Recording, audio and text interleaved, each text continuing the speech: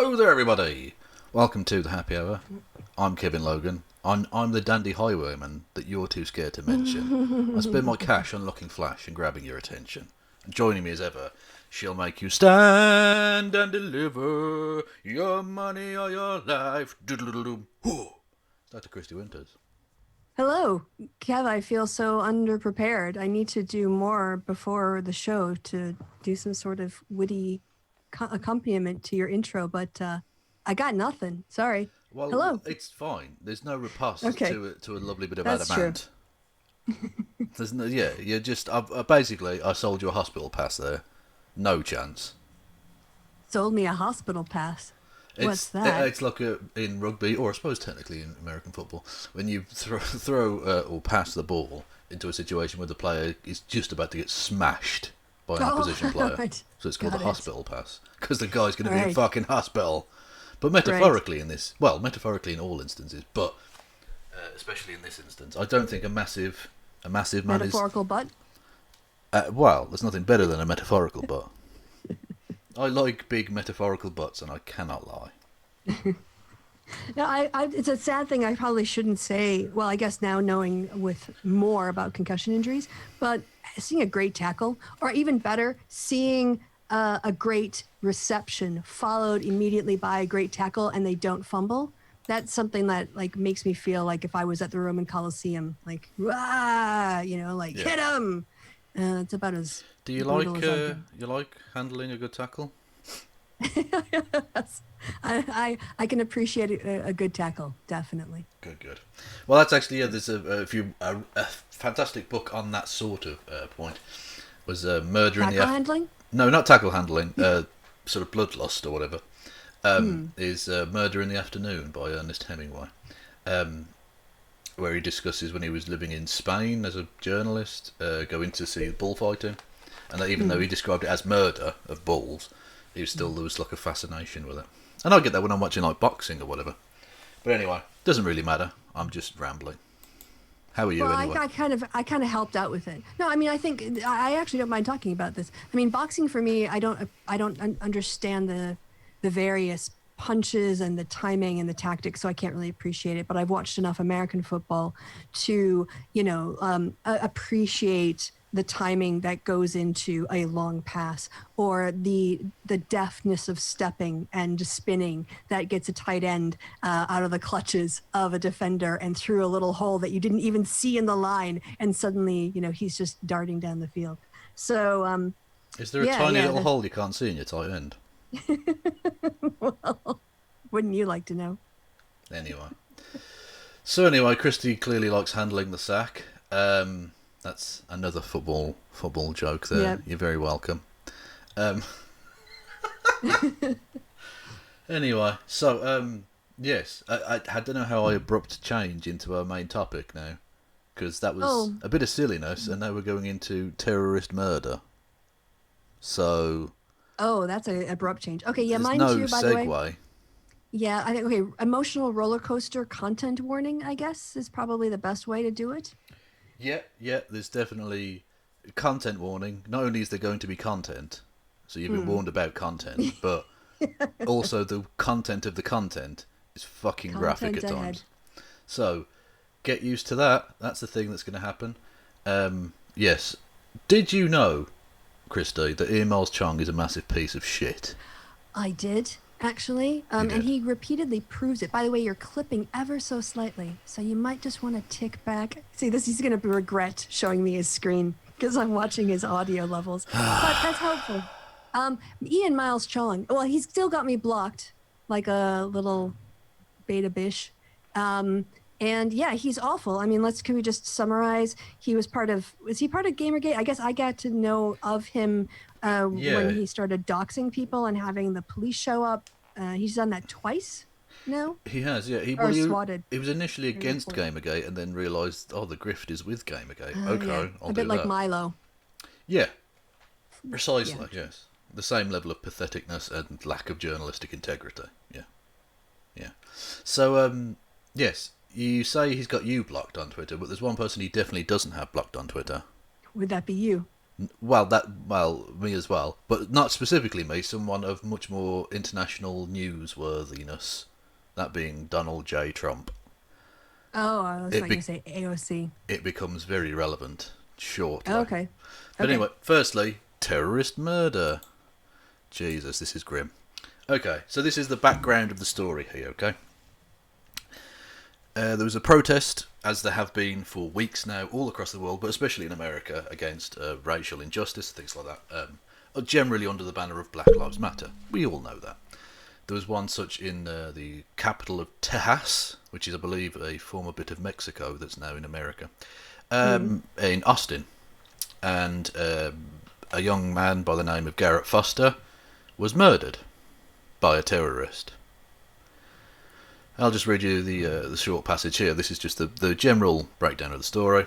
Police in Austin, Texas, are investigating the fatal shooting of a protester at an anti-racism march. Garrett Foster was pushing his fiancee's wheelchair at the protest when a car drove into the crowd. His mother, Celia Foster, told US media. Yeah, exactly. How do I do it? Now you know what the segue was. Yeah. As demonstrators approached the car, someone inside the vehicle opened fire on the group. Mr. Foster was taken to hospital, but was pronounced dead shortly afterwards. Tributes were paid on social media. They raised a lot of money. Protests against racism, police brutality, Black Lives Matter have happened since the killing of George Floyd, and that's there. They were that was the couple, Yeah. and he's the unfortunate man who's now dead at the hands of a. I'm going to guess a white man, because if it was a Muslim, they'd have told us, and you'd have heard of nothing else. Yeah, already. Correct. Yeah. Whereas this And is they're awfully quiet when it's the white men's doing the terrorisms. Indeed so. But the police haven't even revealed their anything about it, which suggests it was probably a white dude, I imagine. I think I actually saw that they were like released on bail or something. Was it 2 people who were arrested? I don't know if. Well, it would seem unlikely given that there's a murder that he'd be released on bail. Well, think. if there's a shooting and they wanted to claim self-defense and yada yada, Maybe I don't know, but I haven't seen anyway. that. But Okay, fair anyway, enough. that would have happened after the Miles Cheong situation. Anyway, so that happened, right? That's the story. Innocent man at a protest gets gunned down by guilty man. That's it. Okay. We then move over to Ian Miles Cheong, who tweeted out this story, which he wrote. The Post Millennial is the organisation he writes for. Black Lives Matter protester in Austin, Garrett Foster, shot at car 5 times. He missed. The driver shot back, killing him. I don't remember seeing the BBC cover that. They didn't. And you know why that would be, Kristi? Would that be because it never happened? Correct. Ian Miles Cheong is He's a liar? doing a lie. Yes. Wow, imagine a right-wing propagandist lying about people on the left in order to make them appear to be the bad person. Yes. Absolutely shocking activity. I know. I couldn't believe it myself. It's so unusual. It is. But the genuinely horrific element of this, because you'd expect it from some far-right grift bag like Ian Miles Cheong, is that, as you may be able to see there, was retweeted, Donald J. Trump retweeted. Was that... Tell me that it was taken down or removed for being false or misleading or something like that. I believe the retweet was altered in the end. I think Ian Miles Cheong wanted to cover his arse and has now changed the article slightly to say that initial reporting, even though there is not a single instance of initial reporting that suggested that Mr. Garrett was anything, or Mr. Foster was anything other than an innocent bystander in affairs. I think it should say Dateline up my own ass. I found a nugget which I'm going to use to smear on my keyboard and type the next 2 sentences. Yes, indeed so. So that's horrific. Fucking piece of shit. Donald Trump doing yet more stochastic terrorism on top of the stochastic terrorism that is the story itself. Yeah. Oh, and then the official federal stormtroopers. Indeed, yes. The was it the? Oh, I forget the word.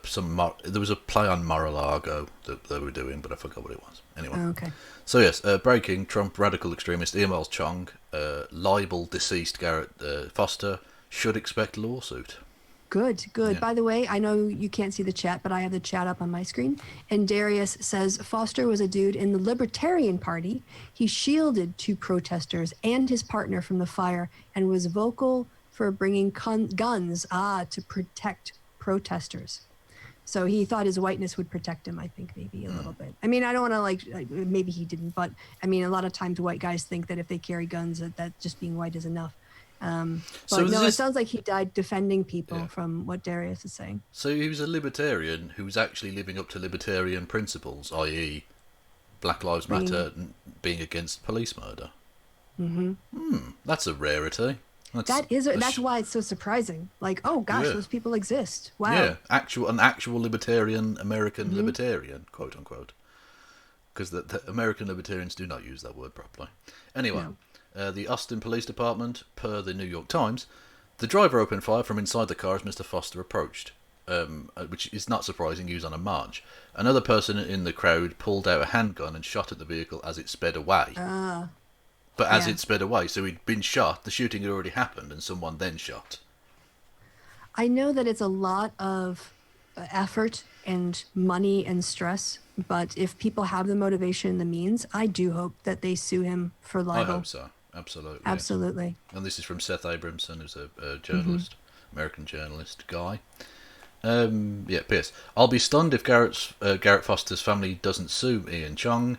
There is no evidence Garrett fired on his killer. Indeed, the law enforcement evidence Cheong and Trump deliberately ignored to stoke political violence says unambiguously the driver fired first. In the video, there are two sets of shots from two different weapons. According to Austin Police Department, ignored by Trump and Cheong in favour of a blog, which is by Cheong. So Cheong's own source is himself. Up his own ass. Yeah. The driver fired first, Foster never fired, and a third party returned the driver's fire, which had killed Foster. So Foster was already fatally wounded. Yeah. If not necessarily dead at that point. This is some sick shit right here. The President of the United States ignored a statement by law enforcement to accuse a peaceful protester exercising his Second Amendment rights of being an attempted murderer, and he libelled Foster in this way just to score political points. Here's the New York Times story. Trump and the dangerous far-right radical Cheong cited in the Post-Millennial, a right-wing Canadian blog. That's right, he's not the New York Times, but Austin Police Department was ignored in favour of a random rag. Okay. Yeah. What are Canadian libel laws like? I guess Ian Miles Cheong should, and his employer, whoever is sponsoring him, should find out what their libel laws are. Yes. Although that shit. Indeed, but it's complicated even further by the fact that he's from Malaysia. Well, I think they could probably name multiple parties, and it might be easier to get some more than the others. But if nothing else, it would induce them to fucking fire the publisher. Ian Miles Cheong. Yeah, because they put it up on their website. He wrote the article, but they also gave him the platform. So. Indeed. So there's the President of the United States doing some more stochastic terrorism. He's now doing compound stochastic terrorism. We're just going to have to call this the fascist presidency when hopefully we don't have a rigged election. Yeah, I mean this is American fascism. Yeah. There's been white supremacist fascism on the state level and sort of winked at by the feds, but not actually engaged at. Usually this is, state militia or National Guards, like Kent State, whatever else. It was governors doing this kind of shit, not the president. And now it's the governors who are literally saying, no, fuck off, and having to take the federal government to court in order to try and enforce that. But anyway, we'll see. Abrupt change, although still I'm talking about right-wing dickheads, obviously. This was a nice meme. Only commies use public-owned toilets. True patriots shit themselves. Yeah, the whole poop your pants meme. Is she still around? I've not seen her for a bit. Well, she does a thing, as it says there, Liberty Hangout, which is an internet... Basically, she does the same shtick that they all do. She goes to random events, dressed offensively, and then goes, what's offensive about that? And tries to be a dickhead. And everyone just rips on her. Yes. It's fun. I don't know where the poop your pants. It was like she was supposed to be at a party or something, and apparently it's a way to drive her off campuses. Yeah, she was at a party and apparently she shat herself. That's just a thing that happened. Apparently, it's just funny. I mean, According to Marco Rubio. Yeah, well, Marco Rubio claims that, yeah. Yeah. Indeed. Or what? No, no, no. It was Rick Perry. It was Rick Perry. It was some arsehole. Yeah. One Some of ass. what some Republican dickhead. So many of them, it's hard to tell them apart. Okay. Yeah, this was just funny. I was going on about in the last show about them calling Joe Biden a communist. Mm-hmm. This idiot says, "I totally understand this. Yeah, we cannot let this go unpunished. Imagine what is to come under the era of this, the era of I think that's supposed to say this country Yeah. under the Biden Marxist regime. If folks don't stand up to the real anarchy of the left, USA is dead." People don't understand how words work. I don't. Either that or Biden's taken a decisive turn at some To point. the left, Yeah. yeah. The radical agenda of Joe Biden. Sleepy Joe Biden, the Marxist. Yeah. Yeah. Anyway. He's so old he probably knew Carl back in the day. You know what I mean? Yeah, exactly. Anyway. San Francisco Giants, we talked about baseball last time. Sam Coonrod refused to kneel for the Major League Baseball moment and saying, "I'm a Christian." So apparently Christians are supposed to be in favour of killing black people. Yeah. I'm going to bet he got down on one knee to propose. Very possibly. Well, he said, I just believe that I can't kneel before anything besides God. Well, Yeah. it's taking a knee. It's not kneeling. There's a difference. Yeah. Yeah, exactly. They're acting like they're asking you to kneel and suck Al Sharpton's dick. Like, no, I mean, even just for professionalism and teammateship, there are black people on your team, motherfucker. Just kneel down for a few seconds. I hope they give him the stank eye. I hope so. Well, I hope they fucking trade him or sell it. Well, fucking buy his contract and fuck him off or something. Anyway, dickhead. This, oh god, performative allyship is quite something. From Catherine Room, why I decided to take the word chief out of my CEO title to respect Indigenous people. Oh God, is this some sort of male subsidized outlet? I don't know if the Canadian. The Globe and Mail. It's quite a big Canadian newspaper. Yeah, I don't know if it's right wing or left wing, but yeah, that's talking about some performative. Nobody's complaining about that. I've never heard a single person go, the word chief should never be used in any situation ever. Absolutely no one. Silence. Oh, I'm just going to show how much I support Indigenous people by doing something performative. And as Kivan, just kill me, please. Yeah, I feel enough. This is just funny. Someone for the Rubin report. Ben Shapiro, dog come? Yes, please. Oh God. That just made me laugh. I was sort of just getting up from sleep one day over the weekend, and I saw that, and I chuckled for about 5 minutes. It was just funny. And look at that. His yarmulkes are getting bigger. He's got he's in a yarmulke arms race. He's going to come out looking like looking like what was the Venom, the Black Spider-Man character with all the skin. Just it's just his entire head covered in yarmulke. In a yarmulke. Yeah, normally they're quite discreet and just on the back of the head, pinned down. Yeah, look, Ben, we get it. You're Jewish, that's fine. Speaking of performative, yeah. Anyway, yeah. Portland right now. That is quite an image. Oh yeah, though. I got that video. That's beautiful. It is, yeah. Can you play the music too? Because I think they're singing, aren't they? What do they say? Black chanting. Lives Matter. Black Lives Matter.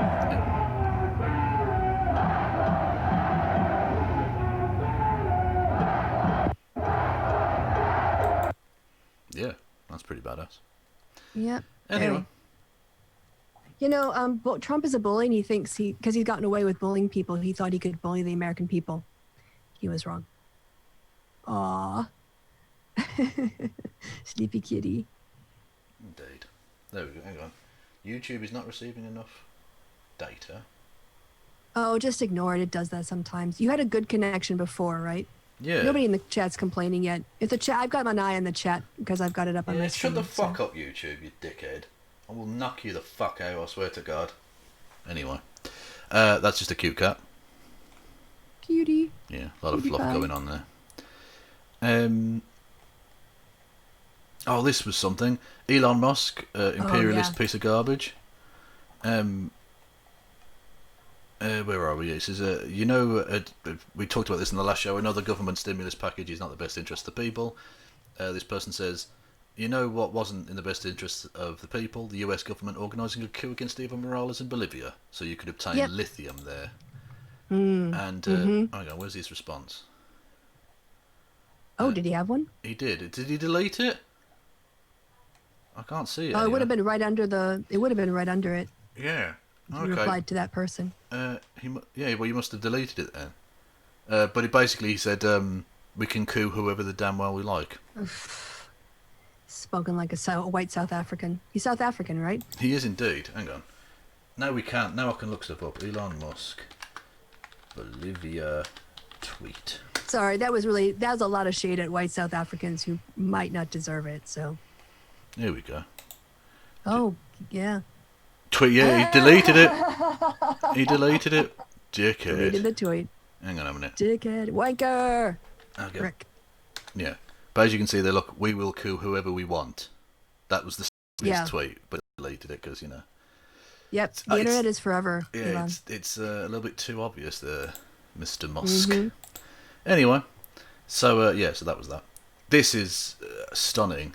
Just when you thought, I've said for a long time that capitalists don't give a fuck about people's lives, and they don't even try and hide it anymore. This was a study that came out. Oh my god. The cost of the second line. Yeah, the cost of lockdown on Britain's economy, quote, has not been worth the lives saved, unquote. Study claims. God. The bullet points are lockdown has not been worth the lives saved in economic terms. In economic terms, study says. Yeah. NHS formula says damage is $70 billion greater than the value of years of life saved. That's what I just completely cringed at. I looked away from the screen. I couldn't even process that. Yeah. And here's the thing. It's not just about the lives saved. It's also about the infection spread and the lost time hospitalization costs for people who are discharged. It's about people who need to take sick time as well. I mean, it's not just about the most vulnerable people who tend to be elderly, having maybe 10 years left or something on average. People are saying it was screenshotted. Yeah, there we go. We will coup whoever we want. Deal with it. Was Elon Musk's tweet. Sorry. Yeah, I should have just looked at the images. Yes, and I agree with Dan's comment here. What can you even say about a world in which such a study can exist? Well, I think that there is probably some kind of need for cost-benefit analysis things because there are limited amounts of resources, but to use it like this.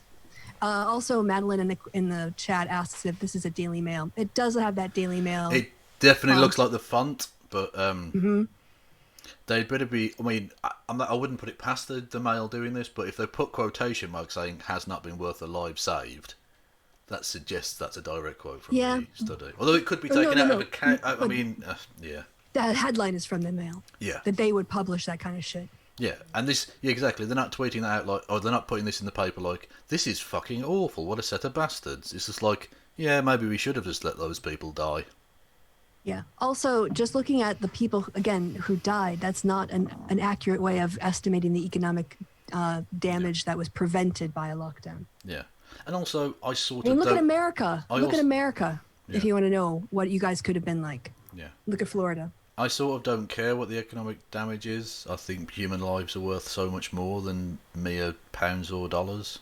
Yeah, that last one too. A study urges the government to ditch blanket lockdown policies. Now, they use the NHS formula, but they don't say that it was the NHS who did it. Can you click on the picture to see if there's any more information in there? No, it's just the... That's it. Okay, well, that's unfortunate. Hang on, I can look stuff up. The cost of lockdown not worth lives saved. The Daily Mail, unsurprising. Of course. Mm-hmm. Here we go. Of course, it was the Bank of England. Yeah, I'm shocked too. The spiraling cost of the lockdown has not been worth the lives saved in stark economic terms. A leading economist has warned.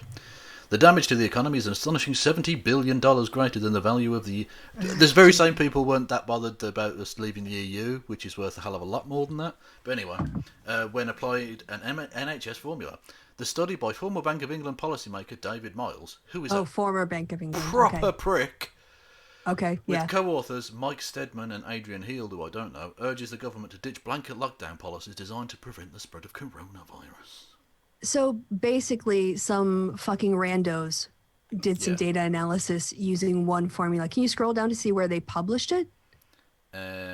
Is it published anywhere, or did they? This is ignoring study. further losses caused by lower economic output in successive years, the disruption to education, blah blah blah. The study claims calculated. Economic and social research. Okay, it would be published next Wednesday by the National Institute of Economic. I don't know what that is. That's not the ESRC. That's a different one from the Economic and Social Research Council. Well, again, we can look it up because I can do whole Maybe fucking things, you know. The National Institute of Economic and Social Research. Is there a wiki on them? Because they might say in the wiki. Us. The National Institute is a long-established independent research founded in 1938. Our mission is to carry research into the economic blah-de-blah. The Institute is independent of all party political interests and not affiliated to any single university, although our staff regularly undertake projects in collaboration with leading academic institutions. Our funders... Okay, they partner. We are a charity supplying blah... Okay, so, I mean... All right, so they're basically all about the Benjamin's baby. Yeah. And honestly, like if you took, I'm saying things you already know, but Florida had to do 2 lockdowns. Businesses are being forced to close because of spread. There's issues of, not getting things under control. So students can't go back to school, unlike most European countries. This idea that that it's not worth doing blanket lockdown policies just completely ignores the medical science. Yeah. I'm just going to put that out there. Yeah. This is gone. Michael Tracy's such a lolcat. Fear not, everyone. This tattoo parlour in Portland has declared that it will amplify black voices somehow. And then Matt Bors responds with, "Whoa, an 8.5 by 11 sheet of paper saying amplify black voices in a shop window during a mass movement. This is incredible reporting, Michael." Michael says, "Thank you so much, Matt. How are your shitty cartoons going?" Matt says, "Pretty good. I was a Pulitzer Prize finalist this year and I'm up for an Eisner Award tonight." Bitter. Bitch slap. Michael. Yeah, bitch slap. He just goes, "Lol, who gives a fuck?" Well, you did. You bitter, asked the clearly. question, you daft bastard. Just because you got fucking slapped down, take the L and move on with your life. That was good. Or and stop going into people's houses taking pictures of their socks, you fucking lunatic. Yeah, you Anyway. fucking creeper. Sock perv. Yeah. Elon Musk. I tweeted this out with, "Whoa, we're still doing the 2015 edgy boy stuff." Elon Musk says, "Pronouns suck." Seriously, if he comes out next week with "feminism is cancer," I might actually come. I swear to God. Anyway, Jamila Caught up Jamil, with 2015. who you should follow on Twitter, she's very good. The man who expects the world to learn the name of XEA, that fucking thing for his son's name, but can't handle they, them. Nice. Yeah. That's perfect. That's just the perfect response. Absolutely. Andy and Go, again. As a result of your unscrupulous tactics and outright theft of my video from the Portland protest, which is this video here, I have folded EMCA with Twitter for the work which you have plagiarised from me. Andy and Go and the corporate news, partners in grifting. Nice. Nice. Yeah, Good good. stuff. Go at him. Yeah, absolutely. Yeah. Andy and Go's not a journalist at the best of times, but at least he usually gets his own material to lie about, but still, he didn't even bother this time. Well, the thing is, when I was first covering, when the first MythCon came up, I didn't know who Andy and Go was. That was 2017, I guess, probably. And I used some of his pictures, but I didn't know who he was, so I didn't attribute it to him in this thing because I didn't want to bring attention to him. And he contacted me saying it'd be nice if I got an attribution. So I gave him the attribution, and here he is fucking stealing other people's stuff. Oh, I didn't know that. Okay. Yeah, like once he complained, I was like, yeah, it's fine. So he's aware to do with of the this. assholes. But, He's fully aware that he's stealing other people's material. Okay. Yes, he is. And this yes, is video. This isn't just even pictures. Anyway. We've all got that Monday morning feel. Yes. I had that look this morning. Yeah. I actually thought I was looking in a mirror, actually. Yeah. Republican Representative Ted Yoho, of course, famous for calling Alexandria Ocasio-Cortez a bitch, resigns from board of Christian organisation. following a backlash. Yeah, they demanded his resignation, basically. Yeah, exactly. But they let him. That's what all these organisations do now. They let them look like, oh well, I resigned from the thing. I don't want to bring any shadow on them. I respect their work. Yeah. Rather than I was sacked by these people. You know. Yeah, jump or we'll push you. Yeah, Is basically the message. 150,000 dead Americans. I'm working a 13-hour. This is from this person. I'm working a 13-hour shift at the hospital. Trump is golfing with Brett Favre. Yeah, can I share with be outraged? Go on then. Because that's appropriate. Can I tell you a joke I saw about that though? Go on then. It said, "Oh, I see Brett Favre is still tweeting out or still sending dick pics." Hey, nice. But also, fuck Brett Favre. Sorry. Fuck Brett Favre, yeah. I mean, MVP. I mean, you can appreciate his talent without appreciating. Like, I have feeling like you have to like him as a person. Kristi. Ty Cobb was a great baseball player. He was a horrible, horrible human being. Indeed. He really was. I mean, Brett Favre is not as bad as Ty Cobb, but no, but arguably not as great a player. So yeah. balances out. Yeah. Anyway, but yeah, fuck those two. Where's lightning when you need it? Anyway, moving on. Now, who could have predicted this? I've always said that the Labour anti-Semitism thing was so overblown by people doing political acting, basically. Mm-hmm. Labour anti-Semitism whistleblowers, quote, could drop legal action if that could cost the party millions if it expels former leader Jeremy Corbyn. So they're blackmailing them? Basically, yes. Yeah, extorting them? The right wing that now, the right wing of the Labour Party have taken over that party again, and are trying to purge people. Basically, that's basically what's happening now. Right. Okay. So that's just dumb. Yeah. So that's how much they actually care about anti-Semitism, which is not in the slightest. And interestingly, Jeremy Corbyn has he hasn't raised. His supporters have raised a lot of money for his legal fees because he's going to be taking some people to court for their horrendous accusations against him. So, well, good. We'll see. Yes. The twisting of words. Apparently, Eric Weinstein is a progressive. He's not the only one who's been called a progressive this week. I don't know if you have a... And Ted Cruz is an idiot who was like, yeah, cool, you're a progressive. The verdict with Ted Cruz? Yeah. Haven't you got like a job? This is why he spends his time?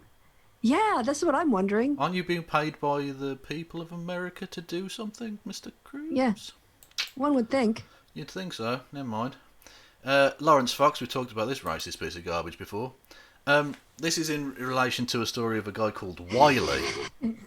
Okay. Who is a British grime artist. Grime being essentially Britain's response, or Britain's version of rap music, in essence. It's British urban, often black music, right?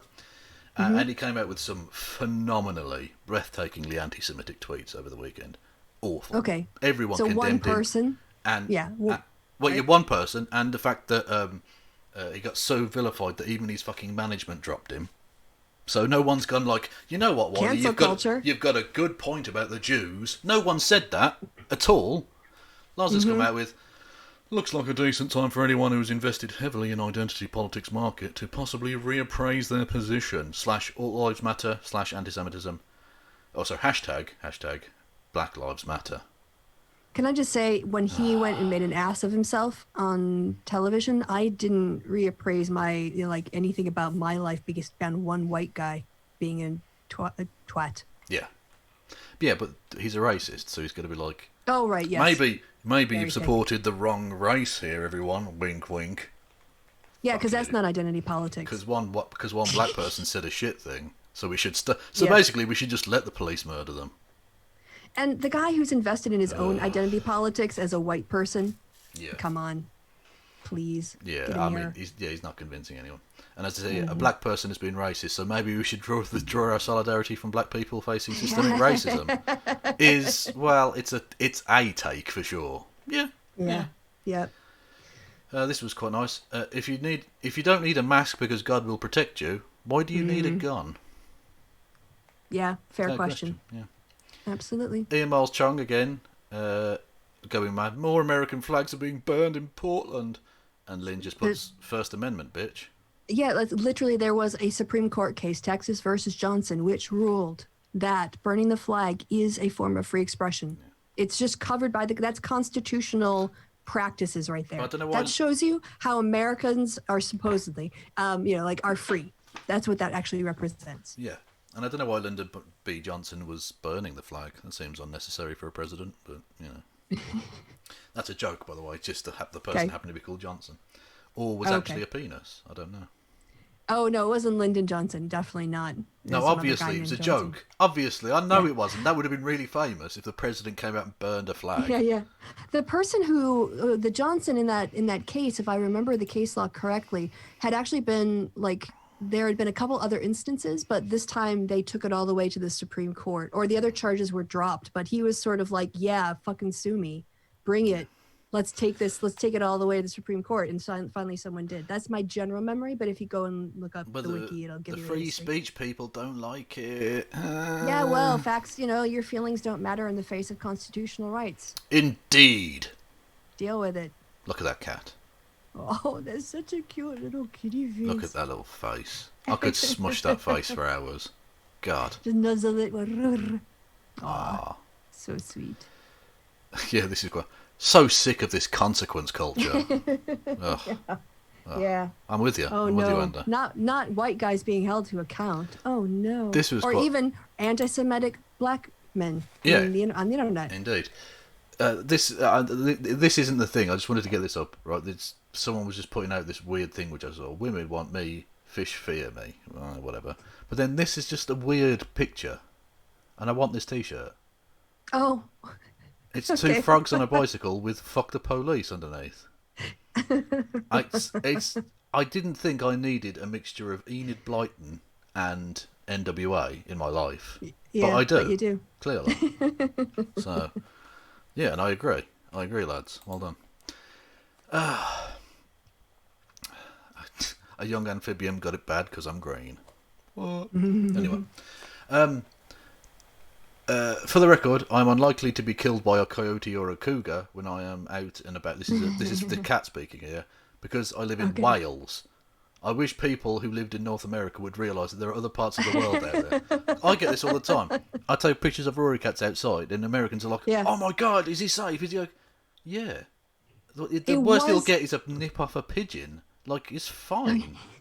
There are not fucking panthers roaming the fucking streets. What?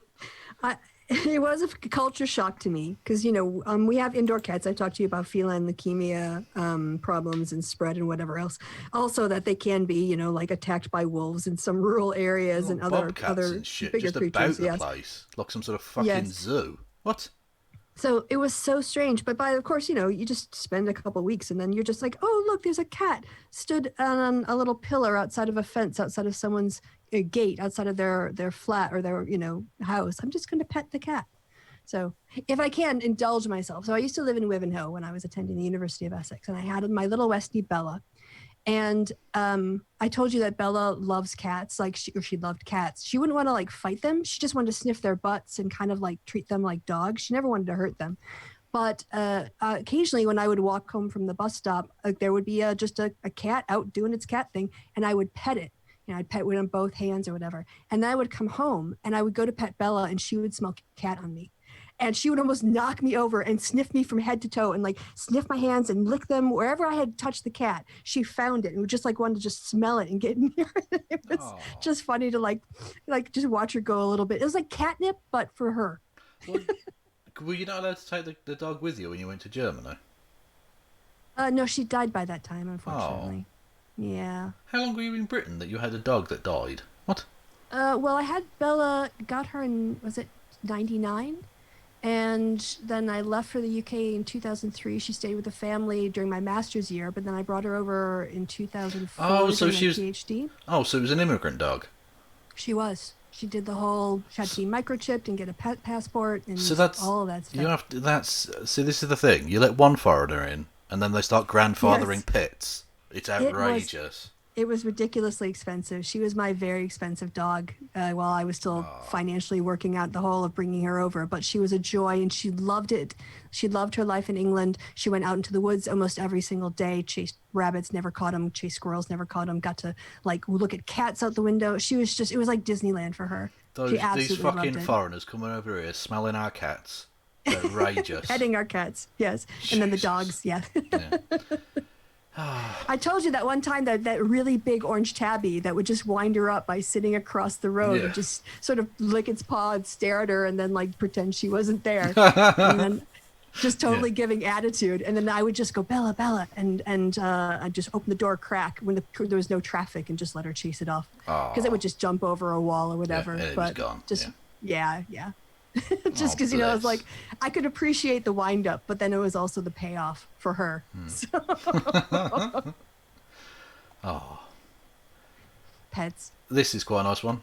I'm a Republican, but I'm not a fool. Biden 2020. I think a lot of veterans, especially Navy vets, who are on the fence about Trump, really identified with that Navy vet who got the crap beat out of him. Yeah, well, because you usually expect some modicum of respect, even if it's performative, like saluting you at a football game or whatever. Thank you for your service. Exactly. Whereas now they're saying, no, we don't give a fuck. If you happen to be... And it wasn't like he was smashing windows. He was just talking to them saying, what the fuck are you doing?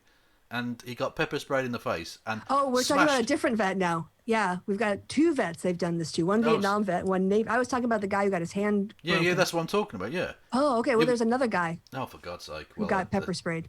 Anyway, I got that video. And he smashed... And not only did he smash his hand, I forgot to mention last time, after they'd done that, not only is he some sort of fucking Superman creature, because I'd have been crippled in pain on the floor with a broken hand, he walked away and he gave them the double bird with one of his hands broken. What the fuck? Yeah. All I'm saying is that I'm glad he's on our side. Yeah, last time, if you remember, toward the end of the show, we played a clip of him acknowledging the only reason he's getting that much attention was because he was white. Yeah. And he wanted to refocus the attention back on BLM because that's why he went out there. Stand-up guy. Yeah. So. Yeah, seems like a decent sort. Yes. Donald J. Trump is now the leading cause of death in the United States. Yeah, that's basically 2020. True. Yeah. 147,000 we cleared today, ridiculous. I think. That's a small... We're back up... That's a reasonably sized town. Yeah. And we're back up to 1,000 deaths a day because it dropped when we went into lockdown and then it started to rise again. And then we had the explosion. Perfect time to reopen schools, if you ask me. Oh, yeah. Because it's not like children are super spreaders individually. What we need is to get them all together and then send them out into the back to their houses, and nothing bad will happen. It'll be fine. Yeah, they're also finding that in a small percentage of children who've have had COVID, there's an inflammatory condition that accompanies it, and the long-term effects of these kids now, they're having memory loss, they're having like some speech, like some motor issues, other stuff that they're finding. And I heard this in the States. So you want to say yes, only a small percentage of kids get COVID, and only a small percentage of the kids who get COVID will have these perhaps potentially lifelong effects, but you multiply that by hundreds of millions, or at least millions of kids, and you're going to get a lot of cases. A lot of kids' lives will be unnecessarily ruined because of exposure to COVID. And that's sort of drives home the point I was making earlier, that to an extent I understand why there have to be like official bean counter type numbers done on these things, but I think when it comes to making these massive era-defining decisions, it should be borne in mind that these are human beings. We're talking about people. Yeah. Even if it's just a small... I'm not having to go at you. I'm saying that in general, the fact that people are saying, oh, it's only a small number. Like, that's still millions of people who are going to be affected by this. These are human beings. Yeah. This could be any one of us. Literally, anyone can catch this. It does disproportionately affect poorer people and people of colour and all the rest of it. But potentially, any single human being could. So just have self-interest. Even if you only care about you, you should be in favour of tight restrictions at the moment. You just should be. Well, don't have to convince me. And yeah, I mean, the reason why poorer people and people of color are more at risk is because they're the frontline workers. Yeah. They have the lower paying jobs that interact with customers, like restaurants and hairdressers, whereas like me, white collared person with a PhD, I'm safe in my house all day. Yeah. So it's a class issue, it's a race issue. Yeah. Yeah. Fair point. This is... Oh, sorry. It's also a gendered issue because women are also more likely to be teachers and nurses and carers in other types of, like senior homes and that kind of stuff. So they're basically, it's a white guy, rich. Well, you should have gone into STEM then, shouldn't you? I'm so logic. Yeah. Anyway, this is weird. Someone put this on the back of their truck, apparently. hey, left wing, pull the dick out of your ass and put it in my fucking mouth.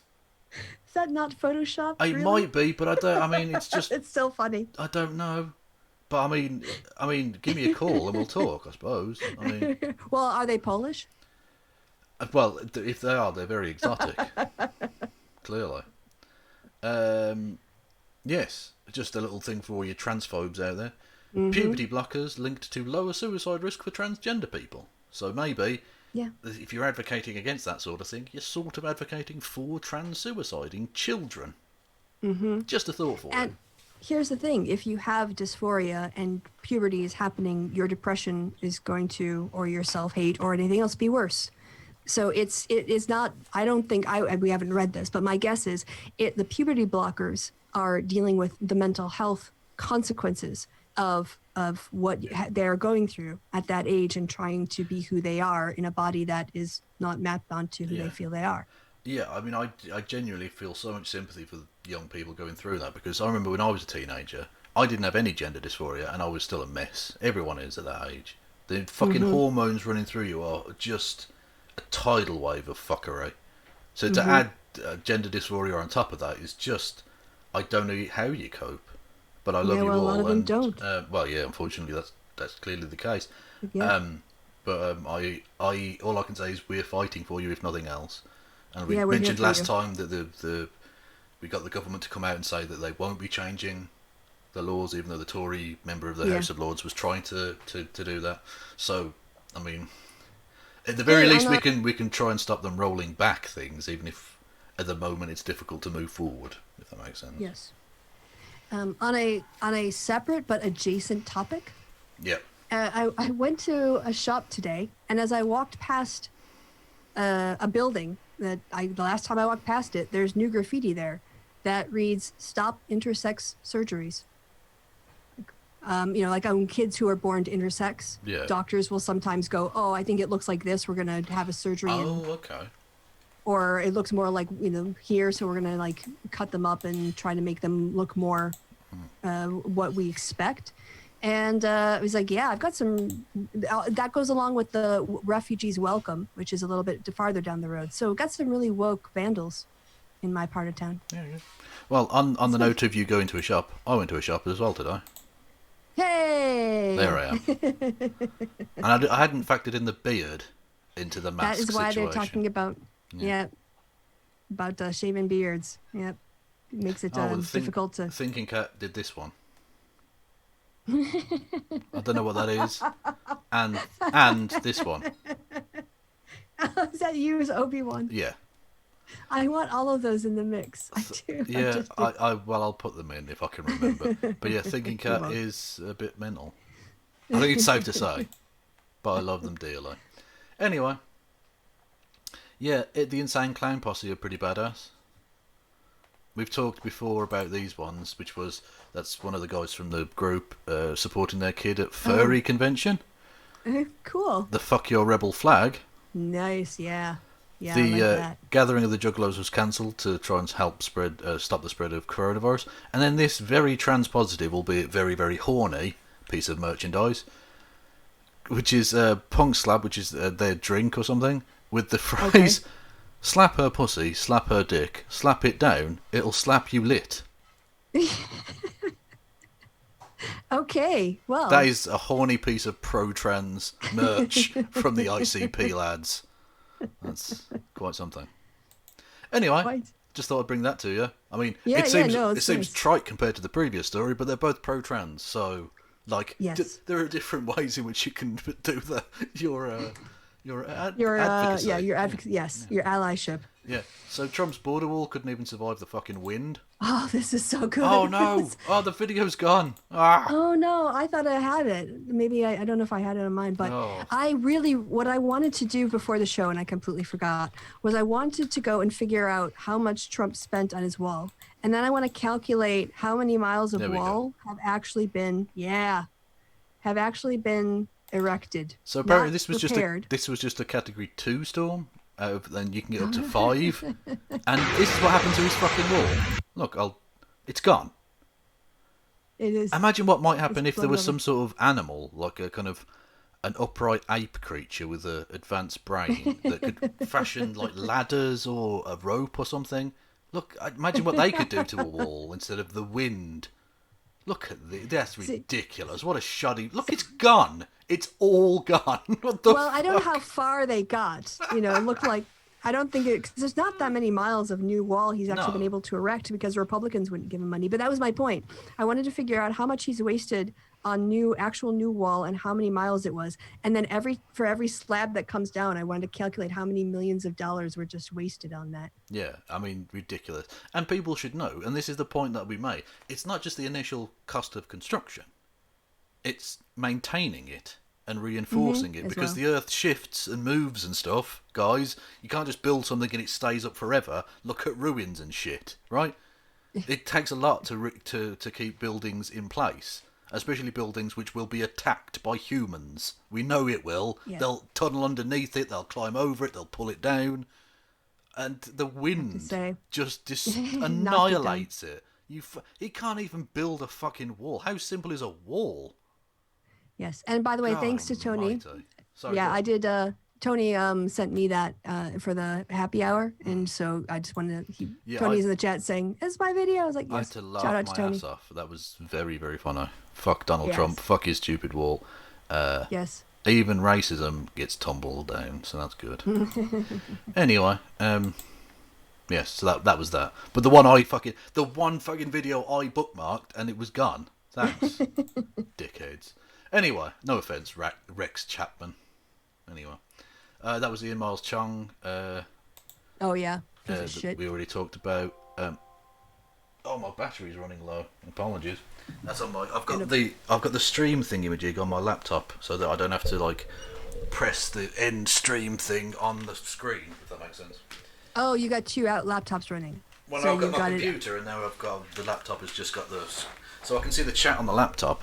Not that why would I care about the fucking chat? God, have you seen those people? You've basically done a 2-screen, but with 2 computers as opposed to 2 screens. Yes, basically, yeah. So there we go, and it just says there, reported the police have said Foster did not discharge his weapon, but the chief did say that someone in the crowd did return fire as the car left the scene. So again, there was completely made up. No reporting by anyone at any point other than Ian Miles Cheong. So they both lied, happily lied.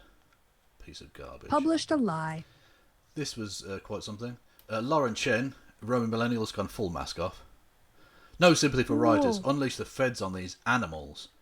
That's some Nazi fence. Talk right there. It's a fence. Yeah. They knocked down a fence, Lauren.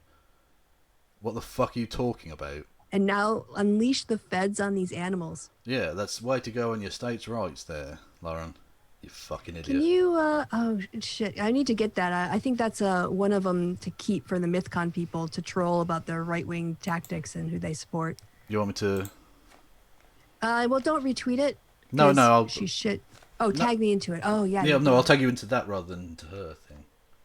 Okay. Winter. Perfect. Yep, there I am. Boom. And Trump is Hitler, because they're indistinguishable at this point in their early rises. They're just doing it in their own countries. Thank you. It's quite alright. Anyway, so that's, interesting. Peter Coffin. I couldn't go a whole show without talking about him. Although I think I did last time, but certainly in this one, right? Joe Rogan kind of fucked himself. Oh, what a prick. I actually had this on the last show, but we went too long and I didn't get to it. But yeah, fuck Joe Rogan and his transphobia. Yes, indeed. But on this occasion, he was saying video games are a real problem. You know why? Because they're fun, you do them, and they're really exciting, but you don't get anything. They're a waste of time, is what Joe Rogan said. Which, considering his audience, was a silly thing to say. But anyway... Isn't his podcast the exact same thing? Right, yeah, exactly, yeah. They'll spend 2 hours talking about who would win a fight, a lion or a bear. And that's not a waste of time. Apparently that's absolutely fine. Or, did you see that guy get run over? Like, what is this? What are you doing? You're just talking shit for hours. Anyway, which is fine. That if you want to do that, that's absolutely fine. And he's been very successful with it. All power to him. But the point is, that's a waste of time as much as video games are. And actually, Yeah, we even actually worse, keep because our. you can do professional gaming now. It's a thing. Yes, and people make money on it off Twitch and YouTube all the time. Yeah. And our viewers, love them. But they actually get educated on things that they might have missed in the news because they have busy lives. So they walk away knowing more about the world, and it's from newspaper sources, not just two shitheads, talking back and forth at each other for 2 hours. But Peter comes in with the spectacularly stupid take. Agreeing with Joe Rogan is going to mess liberals up almost as bad as J.K. Rowling being transphobic. What the hell is he talking about? Yeah, it's the Peter thing. It always in the beard. He But really screws me up. But this is interesting because he also said earlier in the year that on the 4th of April, Joe Rogan, and then in all caps, is the representative of the everyday, tuned out voter you want to convince. And he was convinced. That was back when he said that Bernie Sanders, he was going to potentially vote for Tulsi Bernie Gabbard. Yeah. Or Tulsi Gabbard. So yeah, agreeing with Joe Rogan's thing, Peter. Okay. What is up with that? Yeah. Also, what a straw man argument. He's a dick. He's a dick. Oh, it's just hard to take people seriously who don't actually deal with serious people. Indeed. When they're fighting, they're chilling their own windmills in their head. They're just wanking, on Twitter. Indeed. This again is just an awful image. Tens of millions of Americans think the person on the left is the violent aggressor. Yeah. I mean, Trump really wants to paint these people in Portland as anarchists. And you've got the wall of moms, the wall of dads, the wall of vets. Look at the shells there. Oh my God. These are not police officers. These are soldiers. It's as plain as day. They're not trained in they're not trained in crowd control or de-escalation or anything. No, they've been using consistently the maximum amount of force they can. Yeah. There's no element of actual safety in mind. It's just brutality. And their pretense is that they're protecting the federal courthouse, but then they push people out like 3 blocks. Yeah. That's not protecting the courthouse. Yeah, ridiculous. Anyway, talking of brutality. Oh. Look at that. I love you, I bite you. It's a fine line between pleasure and pain.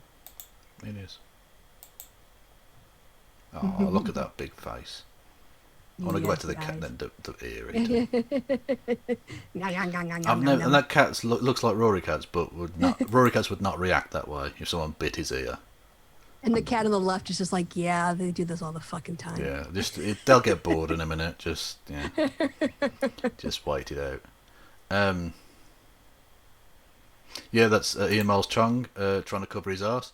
The article is updated with a statement from the Austin Police Department. The driver shot first. Too late. Too late. You not a journalist. Yep. This is quite something. From Vice. This natural vegan bodybuilder drinks daily semen smoothies and doesn't remember the last time she was sick. Now she's using semen to protect her against coronavirus. Which in of itself is funny. But also, how is this vegan? It's an animal product. Is she implying men are vegetables? As a non-vegan, I hadn't actually made that connection, but that's an excellent point. It's not an excellent point. No, it isn't. No. The point is, a chicken doesn't willingly give you an egg. It has no concept of that. A man that has... God, a person with a penis has the opportunity to consent to that, to come in a fucking milkshake or whatever the fuck is happening here, or not. And that's the point. It's fine, but it's not. It's not technically an animal product in that respect. Come on. I guess it is the compulsion, like you're you're taking it. Well, actually, having mentioned the connection between the brutality of boxing and bullfighting, again, the difference there is that the bull doesn't consent; the two boxers consent. Yes. Yeah. So. Exactly. By the way, I love this. Michael in the chat says, referring to the camouflaged stormtroopers, they are untrained fuck mooks who show how little training they have when they get confronted by actual... I just liked fuck mooks. I just thought that was funny. Yeah, fair enough.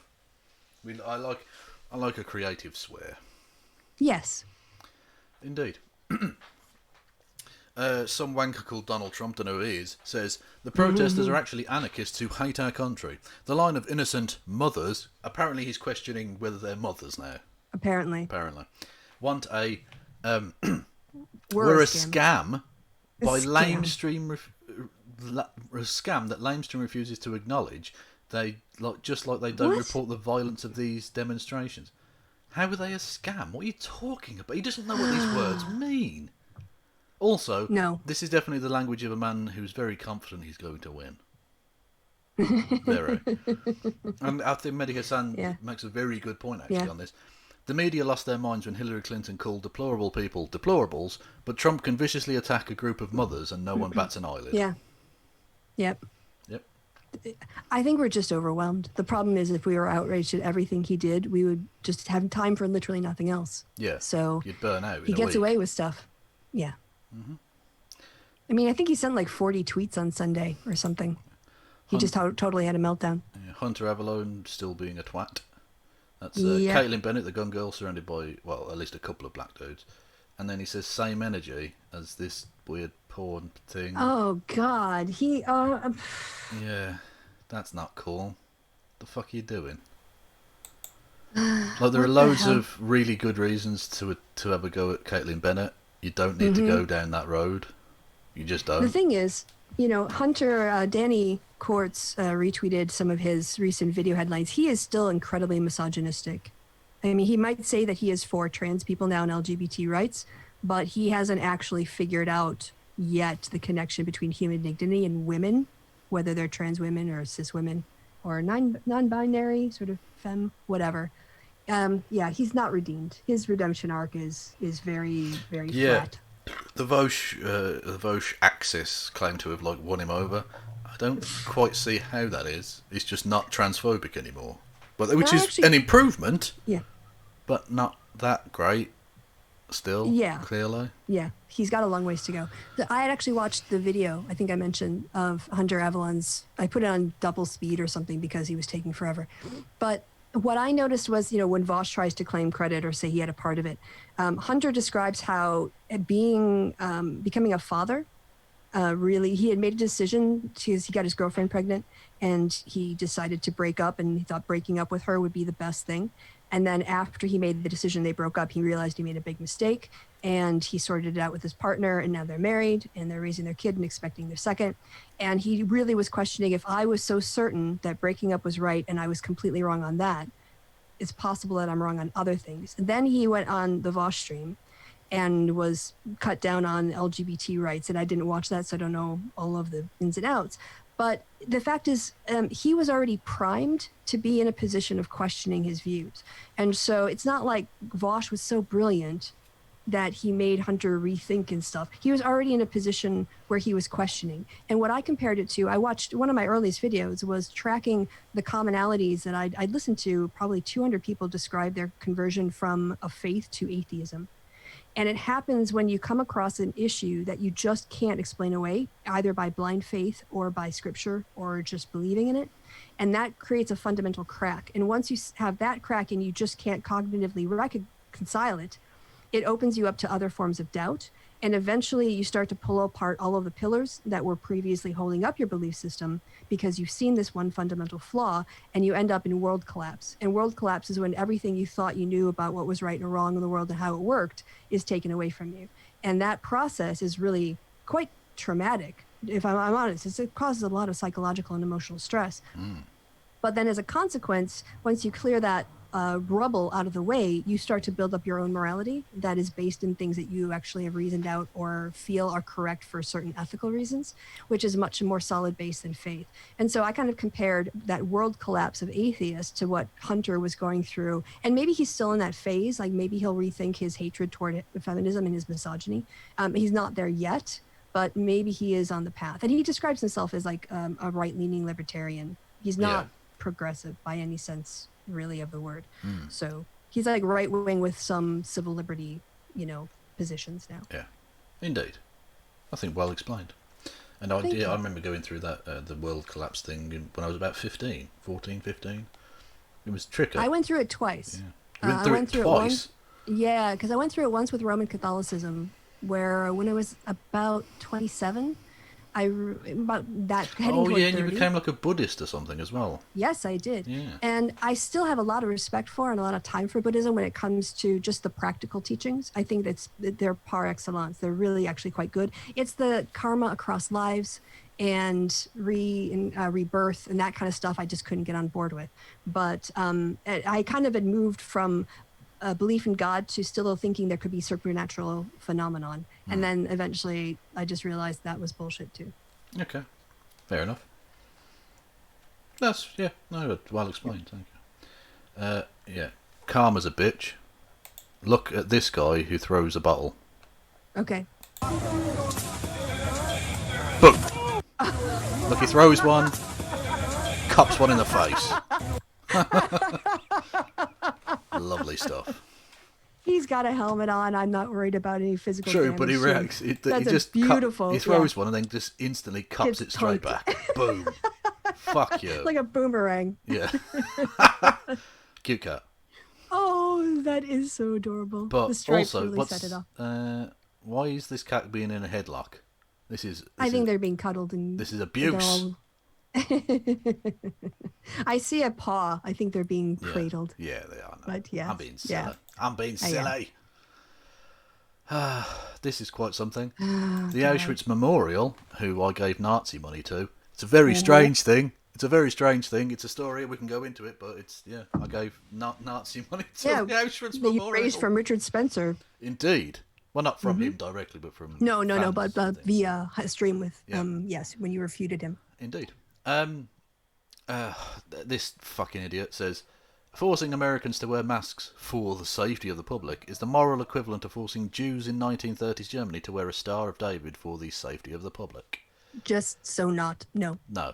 And I think the Auschwitz Memorial rather calmly, considering, said, a mask is not a yellow star. Such a comparison is disrespectful to Jews humiliated by it during the Holocaust. Wearing a mask is a sign of our moral responsibility for the safety of us all. It protects health and lives. Visit Auschwitz Memorial are requested to cover faces. Yep. There we go. Yep. By the way, Madeline in the chat said that she went through that world collapse with Santa. And I personally didn't, but I did know somebody who told me the story. I don't really know anyone who genuinely believed in Santa Claus. I never did. Oh, I did, and for a long time, because I was the oldest child, and my mom really enjoyed like the Easter Bunny and the Tooth Fairy and all that kind of stuff. Your mother's a liar. Yeah, I did feel really lied to, actually. I felt like I'd been manipulated and played and very distrustful. But I met someone who said when they learned that Santa wasn't real, they went, well, Santa's not real, then the Easter Bunny can't be real. And if the Easter Bunny isn't real, then the Tooth Fairy isn't real. And if none of those are real, then God's not real. What about if I'm not real? No! Then you get to the Matrix. Yeah, exactly. I think, therefore I am. Mm-hmm. Yeah. Take that. Anyway. Brain in a jar. The thinking cat is weird. So weird. I watched your chat about George Orwell's 1984, which is a thing I did on Twitch stream yesterday, and smiley face. And the comment about Trump, big smiley face. As arbiter of all political opinion, your license is revoked. You are banished from YouTube to the purgatory of BitChute and Dailymotion. Caution face. Oh. Sad Dave Rubin face. Ah, that's weird. Thinking cat. Thank you. Do you want to see a really homoerotic advert from the 1980s? Please, because I watched this before and really enjoyed it. I mean, it's also or bye. Yeah. This ad from the 1989 season so of Rugby loud League. for me, by the way. It's so loud. Is it? It's insanely loud, even with the volume down. Okay, well, we'll just have to... But it's Tina Turner singing. Who cares? Okay. And look... Yeah, you might get a copyright strike. There is so much, beefcake. Look at this. Come on. It's like this Top Gun volleyball scene all over again. It is, yeah. And look at this. Fuck off. How coy. And then you got physicality, yeah. I mean, I'll be honest. Yeah. Men jumping into a big pile on top of each other. Yeah, if you're not bearing a semi right now, there's something wrong with you. You're not human. Anyway, so that was a thing. Also, the stashes. Yeah. Look at those Oh, mustaches. it's very 1989. It's very not just that. It's very 1989 Australia as well. The moustache was very big, and the ludicrously short shorts as well. Oh yeah, look at those. Look at the butt shake. Yeah. Oh yeah, I have to slow this down. It's going. The scenes are going in a towel even. Yeah. But why is Tina Turner there? It's so Oh, the strange. song is all about like how tasty you are or something. Yeah. I think they were trying to appeal to possibly a more female audience with this. Look at that. Fuck off. Nice. Yeah, jump on him. Yeah. Yeah, jump on each other. There you go. Legs. Okay. So I don't know if we need to do the whole video. I think we've got the gist. I don't think we have, Kristi. Explosion. You really want to go all the way anyway, to the end? I do, yes. And this is, Donald Trump retweeted him, and then Miles Cheong comes out with, Donald Trump is my president, which literally isn't true. He's from Malaysia. Nope. He's not an American citizen. So literally, Ian, I'm not even making a party political point here. He isn't your president. That's literally not true. Virtue signaling? I think so. I think it might be. Yeah. Anyway. As far as we're aware, Ian Miles Cheong hasn't even been to America. Genuinely. Can't go now. Yeah. Yeah, exactly. And Americans can't go there. So they can't go fucking anywhere. Nope. Not that they do, generally anyway. Yeah. The quartering, again, these right-wing hacks will do anything they possibly can to twist and turn to defend their favourites. So the quartering has built up this whole thing about video games are the most sacred thing in the history of the world. Yes. Joe Rogan says... They're part of their culture. Yeah, Joe Rogan says they're a waste of time. And so the quartering, being the spineless little gimp he is, comes out with, people are pretend mad at Joe Rogan saying video games are a waste of time. Child, please. Of course they are. It's so transparent if you just look at the folks who are pretending to be mad, they're clear political leanings. No, there are lots of right-wing people who are not happy about it. Mm-hmm. I think you may have misjudged that one quartering night. Yeah, it's your Gamergator fan base that would find that offensive, if said by anyone else. Indeed. This is not good. A UK pet, it was a pet cat, found to have coronavirus. Now, there are a couple of angles to this. Obviously, firstly, don't be too fucked up by this. As far as we're aware, there's no case of pet-to-human transmission, so you don't need to get rid of your pets. Secondly, if any of you motherfuckers give my Rory cats the Rona, I will find you, okay? I have a certain set of skills. I will find you, and I will kill you. I'm very much like Liam Neeson, but not racist. So. Oh, good. I'm glad you made that caveat. Well, you have to now, don't you? It's a shame. People just thought you meant like tall and Irish before, whereas now it's like, oh, you don't like the blacks. Anyway. Yeah, where are the good police? This is, hang on, I'll go back to the start. This is a child on a bicycle. A child. What the hell? And look at the force these two grown-ass men put into taking this kid down. The fuck is wrong with them? What the actual fuck? Where are these good police? I don't tend to see them very often. You know, we are all citizen journalists now. Yeah. Have your phone charged up at all times if you go to anything like this or you see cops. Look at this. The two of them have to pin down and arrest a child. And again, look at the hand on the neck. I mean, they know this is dangerous. They know this is dumb. And they don't care. What? Now, the kid, thankfully, was okay. But still, the officers? Look, well, I don't know yet. Presumably nothing will happen because they didn't kill him. But clearly he's not in a great shape because he's just been fucking assaulted. Yeah, anyway. Should tag that into PragerU. Tag them into that. They're trying to stand police now. Yeah, where are the good police? I mean, there are some, but those are that are not. You know, we do need killers arrested, like the people who arrested the guy who shot the libertarian guy in the, we do need people who commit crimes to be held accountable, but we don't need brutality. We just don't need that. You don't need to do that to a kid.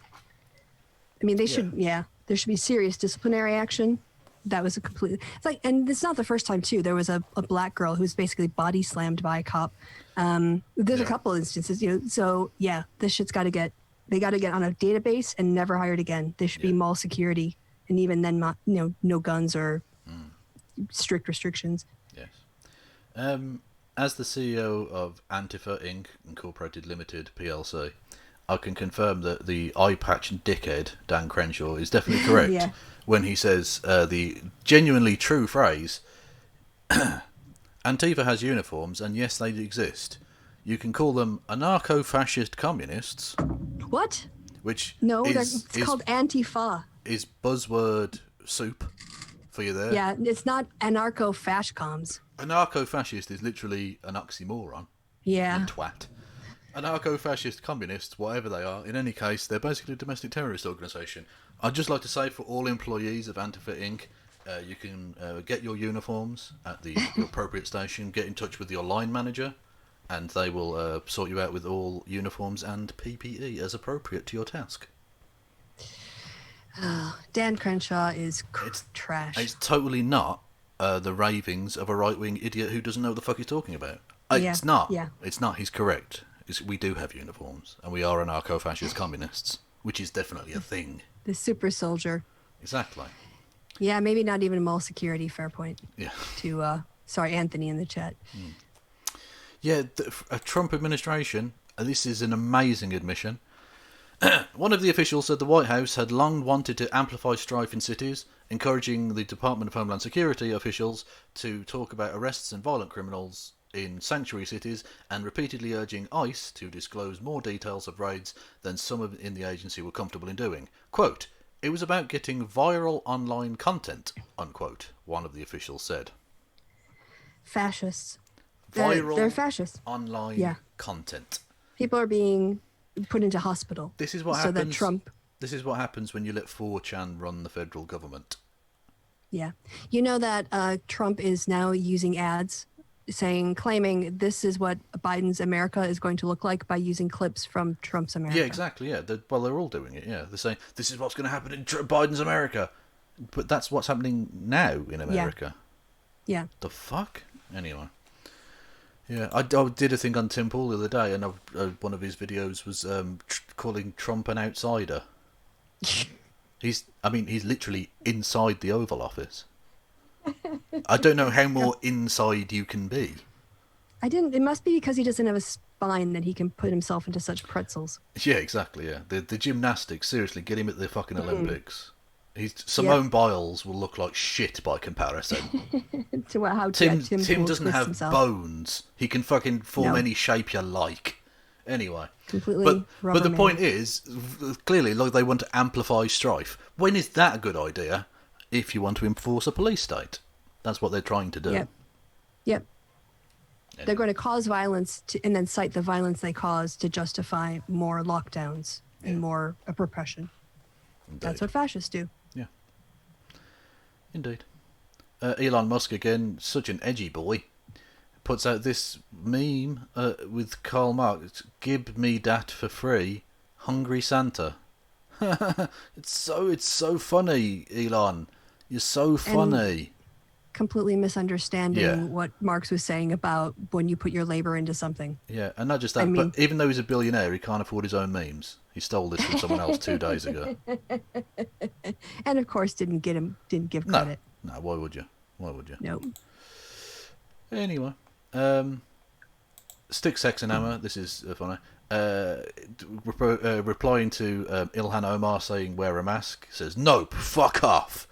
The serfs responded with, "She didn't say wear a shirt."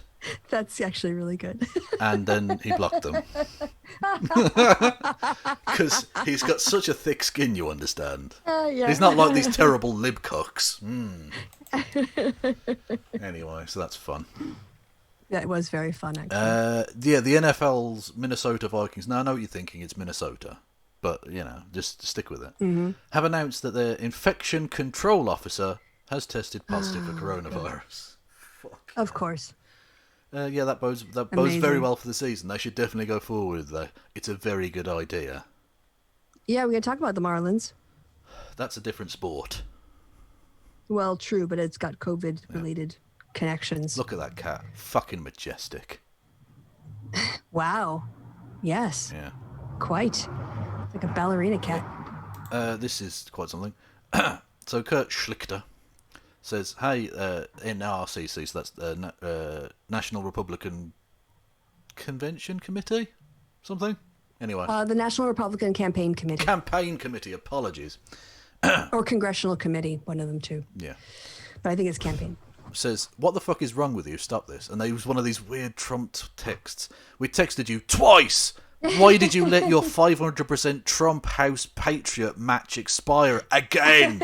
We'll give you one more chance. 500% plus 1 HR. Which is just weird. And the NRCC responds with, this text raised $198,021 toward electing Conservatives to Congress, so presumably it's Congressional Committee or whatever. But we'll certainly pass your complaints to our manager, Karen. See what they did, because the Karen meme? That's very fun. Yeah. This is how they treat their own donors, huh? Yeah, exactly. But even that tiny bit of nonsense was too much for the man with, I think, probably the thickest skin in the history of the universe, Tucker Carlson. Says, anyone know what the NRCC is using? Ethnic slurs. Ethnic slurs.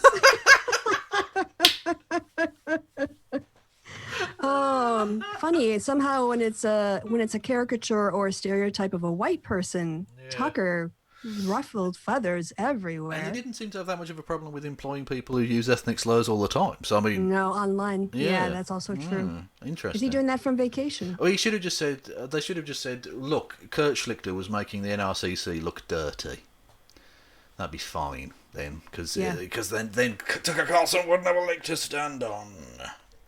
The idea that Karen is an ethnic slur is just... An ethnic slur. You fucking snowflakey twat. Shut up. Anyway. So that was fun. Well, talking of Kermit, who was it? I was Kermit? looking at... When were we talking about Kermit? No one was talking about Kermit. This person's called Cavs Kermit. Apologies. Okay. And it sparked a thing in my mind. Was it Lady Bird Johnson? I was looking up for a thing. Doesn't matter why. Second ladies, SLOTUS's second ladies of the United States. Actually, it's Flo VP because it's FLOTUS, First Lady of the United States, and then First Vice Presidential Lady or whatever. No, it's SLOTUS. Trust me. They're officially referred to as Second Lady of the United States. They are. It was in the thing. I worked on the White House advance team, and so I know the acronym. Well, okay, the articles I was reading are incorrect, and the Wikipedia article needs to change then, because they were saying SLOTUS. Unless the Republicans changed it, but when it was who was it? Clinton and Al Gore. It was FVP FLOTUS or whatever. Yeah, look, whitehouse.gov, Second Lady. Yeah, but that doesn't mean that's what the acronym is. If you type in the top... Second Lady of the United States. Look, right, abbreviation, SLOTUS. I didn't make it up. It's... what the... Okay, all right. Yes, you're right. You got it from... I'm just saying that I had, handouts. If you type FVP Otis, you'll get that as well. Anyway, this one, look. Edith Caro, Theodore Roosevelt's wife, middle name was Kermit. That's quite interesting. Yeah. And she was SLOTUS, so shut up. Anyway. Go type mine in. It'll come up. Okay. Oh, by the way, can you hover? FVP Otis or VP FLOTUS. Yeah. See? What? FP or VP FLOTUS. Let's type VP POTUS. Anyway, yeah, either works. VP FLOTUS.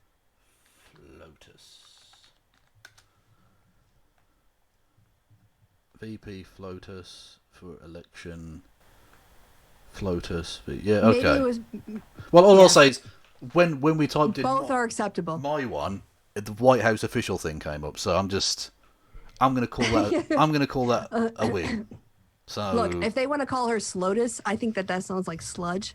That's fine. Is SLOTUS a racial slur, ethnic slur? It is. It is. Well, there's never been a black one, so Not yet. No. Who thought that? Who thought there'd be a black first lady before there was a black second lady? Actually, it's often the case that a minority man will get a position before a woman And it's usually conservative women who get elected first to those kinds of positions rather than liberal women, because Well, she conservative isn't. women No, are perceived as but she isn't good on elected. defense and stuff. No, but she No. isn't But I'm elected to saying the position. That's an elect. That's just like you're married to the person who's.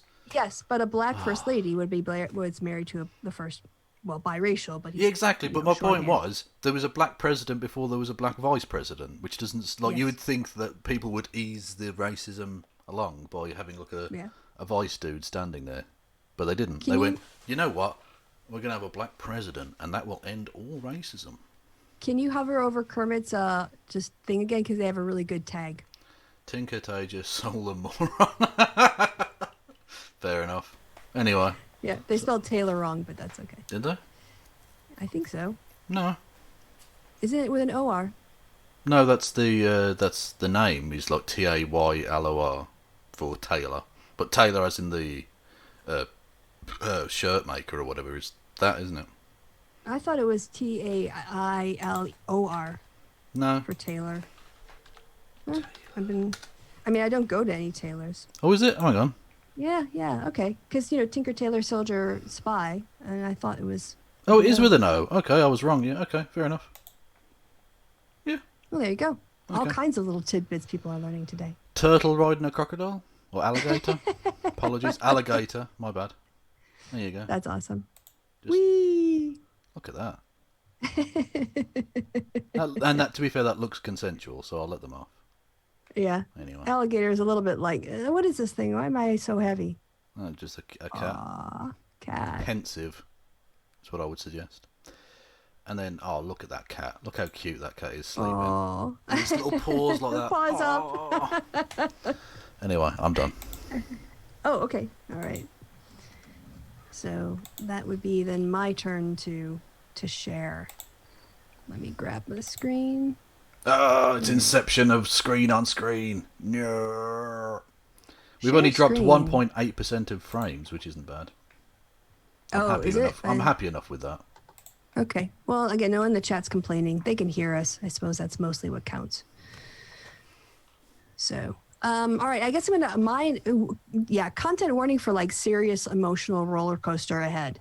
There's not a lot of heavy stuff, but the heavy stuff is pretty seriously heavy. And then there's a lot of fluff. So get ready for that. Yeah, John Lewis was the first black lawmaker to lie in state in the Capitol. That ceremony was happening today. And there were both Republicans and Democrats there. I think both Kevin McCarthy and Mitch McConnell spoke at his, whatever they call the ceremony before the lying in or whatever. But when asked if he planned to pay his respects, Trump's like, no, I won't be going, no. So presidential, this dude. We're going to be tired of how presidential he is. He's never been someone more presidential. People keep saying, oh, I can't believe how presidential you are. It's amazing. It's the best presidentialisms ever. People tell him all the time. Yeah, and I didn't even... I was reading the thing about his, the TV camera woman, man, whatever the fuck, that thing. Yeah. People were saying... And he was boasting about, the person taking the test was like, oh, that's amazing. Yes. Who the fuck would People ever... don't do that. Who the fuck would ever say, pick out a picture of an elephant, and then when the person does, be like, whoa, that's incredible. Like, no, that didn't happen, Donald. No, You're a liar. Yeah, he kept insisting that if you heard the order and repeated it in the same order, you got extra points. And then if you recalled it in the order, not just the words themselves, you got extra points. There are no extra points given on that test. No, he's just full of shit. So, even though apparently he passed the test, he doesn't seem to have understood the test. No, not at all. Yeah. Okay. Although it's ironic I couldn't remember the 5 words. But then again, they're 5 words from an idiot. Who cares? But yeah. Well, apparently he changes the words. Who knows? Yeah. Depending on, he'll tell the story but in Air Force One and he'll use, mask instead. Yeah, but clearly exactly, because he's just using the things that are in front of him. He sees. Yeah. He's like the guy Camera, from TV, Anchorman. I love lamp. Yeah, I love table. Exactly. I love door. I love desk. Oh, he's such a simpleton. Oh yeah, did you see the Irish hillside? Someone did massive 50-foot high. I don't know, actually, it's probably not 50 foot, but 20-foot high letters of spelling out the words person, woman, man, camera, TV. Which is nice, on like the side of a big fucking hill. So, oh, that's good. Yeah. That's very good. I don't have to worry now about keeping our happy hour logo on the top part, so I can make the chat a bit bigger. Yeah. Heard this song. We don't have to listen to the whole thing. Because unfortunately, the bars are pretty good and the flow is okay. But the sound quality, I don't know if they recorded it like in a closet or whatever, but it's not great sound quality. Okay. But here's a canceled Donald Trump song. Tell me how the volume is. Person, woman, man, camera. Yeah, that's fine. TV. Okay. Citizens dying, body counting cases rising. Quit playing out the trucks and failing. Nobody's buying the beans, lies, or kids who wait there until lane next where they're sailing. You the white R. Kelly? Oh. You're the white R. Kelly. Yeah. Which is harsh, because at least R. Kelly did do Ignition, so... Yeah, at least. Yeah, that's true. Let me give you that toot toot, let me give you that beep beep. Sorry, go on. Yeah, and then it's just like it's the Michael Jackson situation all over again. Some amazing stuff, and I can't listen to it because I'm just thinking, oh, this dude raped kids. Brilliant, thanks, you fucking pricks. Anyway, sorry, go on. Okay. Got soul in a Van Gogh with the brushstroke, BLM with the Trump daily. Big ego, big belly, King Joffrey, your tail does not end well. I'ma dethrone you, Jon Snow, poison that Diet Coke, but you choke, I'm a Lady Tyrell. Fred's looking up at you from hell, you failed, you need the daily rotten breast. On your wife's election. As well. Yeah. Yeah. They're going out, all out. Yeah, this is. I mean, well, it's pretty good actually. He's got flow. This boy. Yeah. I just wish the vocals were higher relative to the balance. Yeah, exactly. It's like he's too far from the microphone or something. Who does that? I wonder. Not me anymore. Not you. No, your microphone is highly sensitive. All right, keep going. Height, weight, SATs, and cognitive tests. Me and Ray J take a turns with Kim. You keep Elon Musk and Kanye West. I'm blocking bots, I'm banging pans, I'm banging pots till you get life. No parole at best. No more collusion, no more commuting, no more Putin, no more Kim Jong-un. No Betsy, you no more Devin Nunes, no more. You liking this? No more Kim Jong-un in. See, I wouldn't think to mess with the names like that. That was just, that worked. Yeah, very creative. Also, I noticed earlier, hotelly rhyming with belly. Yeah. Okay. Yeah. Cool. Yeah. Suing Ivanka, I don't wanna find something new. No more Julian Safari cruising, no more boozing, no more child abusing, no more creature from the White Lagoon and Groot despicable me. Creature from the White Lagoon. This is and good. Your Despicable Me cartooning. Yeah.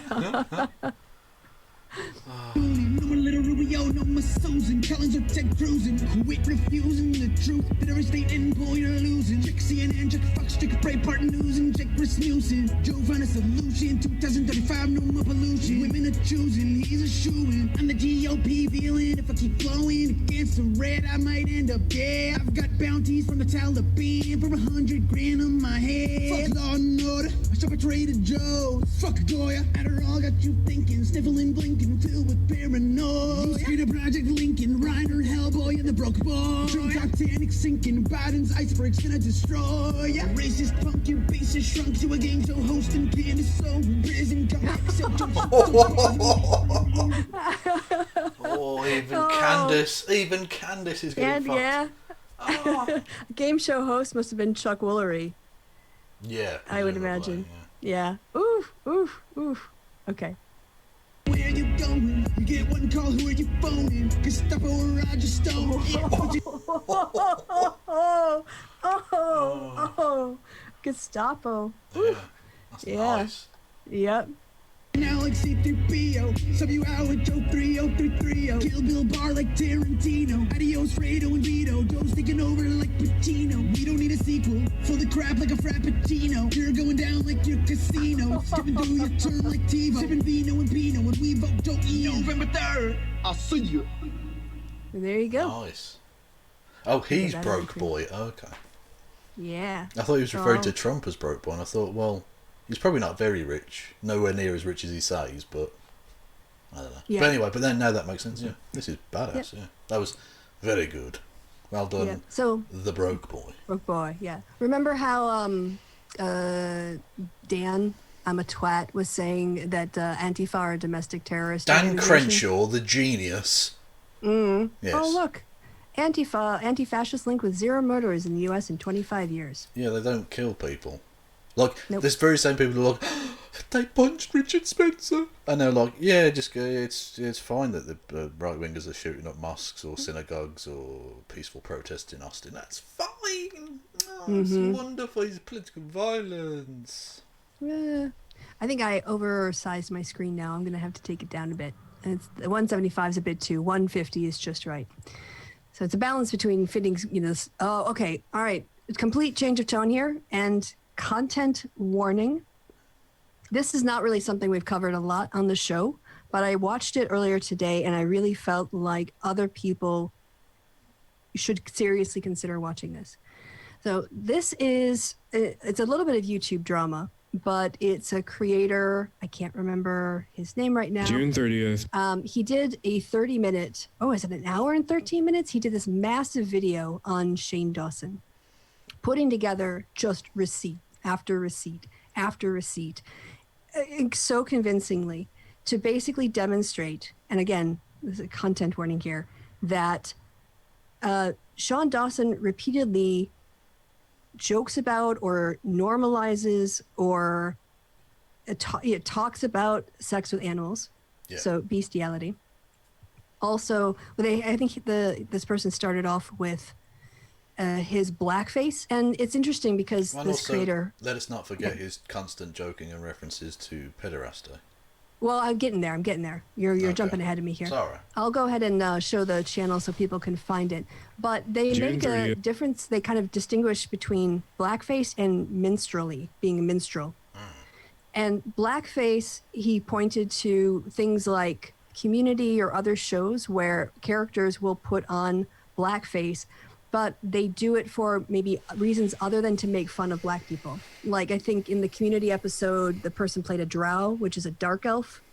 And so they came dressed as a dark elf. And like some of the providers took that down because they viewed it as blackface.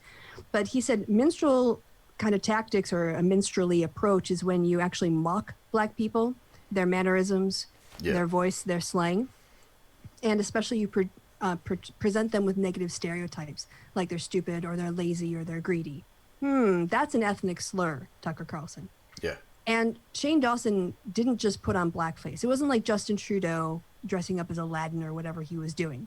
He was actually had characters that were the butts of jokes. Yeah. And he did this for years. And his black characters were always like fucking horrible idiots. Like it was lowest common denominator bullshit, Mm-hmm. And the part that is seriously disturbing is it's D'Angelo Wallace, this creator documents all of the times that he has, that Shane Dawson has tried to normalize pedophilia. Now, they distinguish, and I think, I'm sure I don't know if they use pronouns, but I guess it's just default now. They don't say that Shane Dawson abused kids, but sexualizing kids, talking about 6-year-olds, 8-year-olds, 12-year-olds in a very sexual manner or and any of that is normalizing pedophilia. Yeah, well, the most famous one, obviously, because it blew up in the news recently, was the video that resurfaced from like 2011 of him pretending to masturbate over a picture of a then 11-year-old Jada Pinkett Smith. Oh, Kevin, there's so much more. Yeah. I mean, there's so much more that's actually worse. No, well, I'm sure. Yeah, I don't know the full law, but that in of itself would be enough to be like, let's not. And if you, I think it's actually a super important. Cancel Shane Dawson just forever.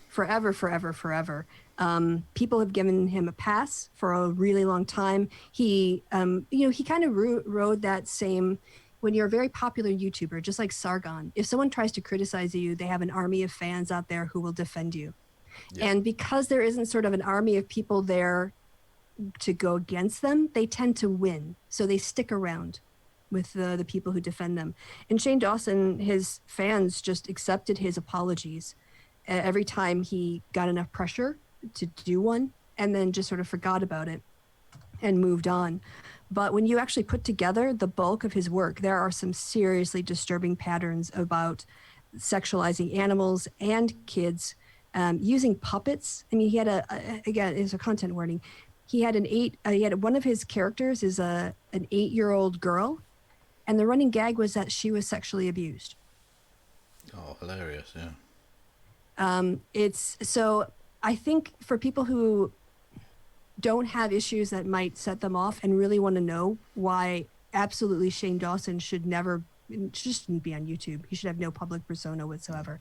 It's a great documentary. This has to ultimately come down to YouTube, who consistently have not just accepted, but have celebrated and promoted some of the worst trash. Not just the fact that there were videos on YouTube about the Jewish question and Holocaust and all, which are advertised, but the fact that whenever one of these things happens, like with PewDiePie or with Tobuscus or with Shane Dawson or whoever, any of those big people, because they were making YouTube money, they'll pretend to give a fuck. Like they demonetized PewDiePie for like 5 seconds and then waited for the heat to die down and then just went back to it because they're trash. They just want to make money and they don't give two fucks. If YouTube at any point genuinely pushed back on these people, it might have gone, ooh, well, my career is at threat. Now my income is at threat. Maybe I shouldn't be doing this. If there are no repercussions, there's no reason to change. Yeah. And it is entirely YouTube's fault because Shane Dawson's audience tends to skew toward teenage girls. Yeah. So he is normalizing that kind of talk and the sexualization of them through the male gaze online and basically grooming them. In essence, yeah, that's precisely the case. Yeah. So, cancel culture, we need it. And Shane Dawson is an example. But as again, at the point, the reason I add it in my bookmarks, because it's true, it was funny, but it's also true. It's not cancel culture, it's consequence culture. It's that if you do bad things, there have to be negative repercussions as a natural push and pull to try and get people to act in vaguely decent ways. No one's expecting perfection or them being angels, but maybe not having kind of weird borderline paedophile, borderline Nazi shit going on from people who have access to millions of teenagers would be good for everyone, Yeah. And Harvest in the chat says, I'm not cool with any blackface, but there are clearly levels. That's exactly the position that this creator, that D'Angelo took, which is they're all racist, but, there are levels of how bad the racism is. Well, as a white dude, I've taken the approach that I personally don't like it, so I won't do it. And my opinion is talk to a black person about it. They're the ones affected. I don't like it, but I'm not going to tell anyone to anything about it. Talk to someone for whom it is a relevant thing. Yep. So just an FYI, if you're interested, you can go into... Yeah, and Keemstar's got... Yeah, the fact that Keemstar has terrible. a platform is absolutely abominable. Yeah. Yep. It's taken them years to even... Like, they've only just got rid of Andy Warski. What the fuck? What in the... They had Jared Taylor, Holocaust-denying Nazi motherfucker, on here for a decade. Spewing out some of the most virulent fucking hatred for every minority going. And anyway. YouTube would just shrug. Yeah, exactly. Like, we're making money. Okay, so anyway, I can recommend that. It's a really long, I think it's well done. I'll be giving that a watch, yeah. Retweet that for us. Will do. Going out Please. Now. You want me to tag you in it? No, you just retweet it. I'll go on. Okay. Okay. But I should have said please there. I was very rude of me. That's all right. Apologies. And seriously, because it... And give it a cheeky like. You haven't even liked it, Kristi. Think of the algorithm, woman. Well, I couldn't like it because I don't like his T-shirt or his sweatshirt. And this is the one thing it says nobody for president 2020. Oh, okay. And I just can't get on board with that. Okay, but he could just be an anarchist who doesn't want presidents. That's fine. Doesn't mean he's not going to vote for anyone. Well, Noam Chomsky doesn't want presidents, but he's going to vote for Joe Biden. Right. But I think that when you're saying nobody for president, when you've got a fascist on the ticket, I think it's just kind of irresponsible. Like, I respect everything else about what they did, but I couldn't bring myself to give them a like. I had initially given the downvote, but then they totally won me over, and I balanced it back out to just not doing anything. Because I was like, come on, anti-fascism. You seem so cool otherwise. Okay. Well, it's a hoodie. I think you're That's why I reading took too it off. much into the hoodie. Yeah, You're putting too much weight it was the upon the first thing hoodie. I noticed about the video, so kind of. But the thing about Well, the video, because you the don't see reason colour, yeah, I know. the reason it's really difficult to watch is not because of necessarily the ideas, but he just all the receipts he brings. Yeah. It gets so uncomfortable because it just accumulates to a point where you feel like I had to start fast forwarding through some of his stuff on the kids. I couldn't watch it. Exactly. If you've got over an hour's worth of like receipts and shit, you're probably an awful person. Yeah. Just saying. You know. Yeah. And he made a great case for the way he was, like sexualizing animals, which is bestiality. I was like, holy shit, like he's made his arguments. Definitely. Absolutely. Well, it's still never accuses him of any crimes, but just points to all the stuff Shane Dawson's published willingly, put up on the internet. So. Well, it's still my favourite video I ever did on YouTube.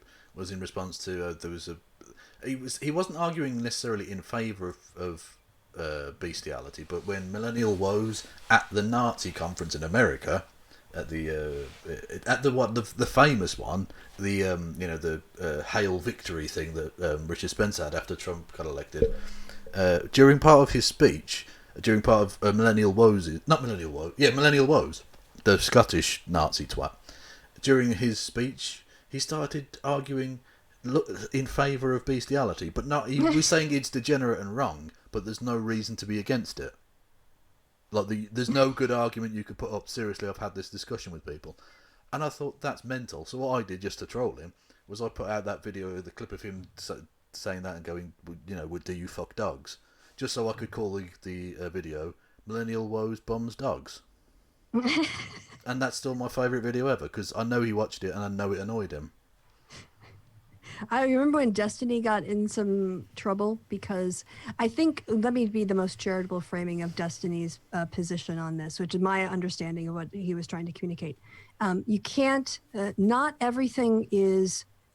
all moral frameworks are themselves like logical in terms of,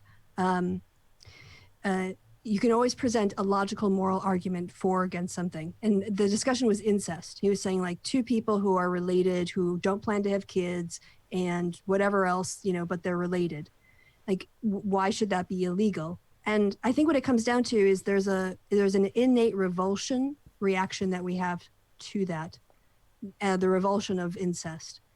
And if you look at most moral arguments, they're like on common good or protecting rights or maximizing utility, something like that. And you can't really get to why incest is wrong through any of those moral frameworks. Yeah. But we have a gut reaction to it. Well, exactly. But you can't, well, you certainly shouldn't make public policy on the basis of revulsion.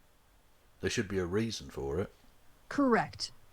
Right, but I think the point was, if someone puts an argument up against like a moral framework argument up against incest, you can probably undermine it with saying, well, let's say they don't the worry about reproduction, like, okay, well, they're not going to have kids, both of them are sterile, so why should two consenting adults not be able to have a relationship because they're related? And you're like, but it's gross, and that's not, but it's gross isn't a moral argument. It's just an instinctive reaction we have. Indeed. So Indeed. I think that was the point, but I might be super, super generous in my framing of that. And yeah, animals can't consent just like children. And those were the two groups that Shane Dawson went after. But vampires can. Yes. So, yes. And werewolves, but not elves. And Cenk Uygur also saying some pretty eyebrow-raising, lean back, what did you say thing? Yeah. Well, I'm not surprised. Cenk Uygur's got a long history of saying dumb things. Yes. Not that in general, I think the output from the Young Turks is very good. Their sports stuff is actually quite interesting. But, he's a bit of a twat. Yep. Which, to be fair, you'd sort of expect that to a degree, because he was like a young guy who was propulsed into the political limelight on the internet at a quite a young age. He probably said some dumb shit. Yeah, like it's gonna happen. Cenk, you're saying? Yeah. I don't know how young he was when he got started, but anyway, I want to move on. No, if you go to those early TYT videos, they got in on the ground floor at YouTube. Like he looks like he's just out of college. Look, he looks really young. I don't know how old he is now, but whatever. Yeah, well, maybe the neo-normie can give us a circa on when Yank said that about women having sexual relationships with animals. Maybe the neo-normie can fuck off. No, I'm only joking. I want to move on. Hey, this topic is, we've covered it. You remember in the last show when we talked about how Trump wants to not count people who are immigrants in the census, even though the Constitution specify all persons living? Well, what happens when you're a racist is, so Pew did an analysis of how the report, from Lego, the changes in congressional seats if Trump got his racist way. And the states that are most hurt are Texas and Florida and California. So 2 of the 3 are actually Republican states.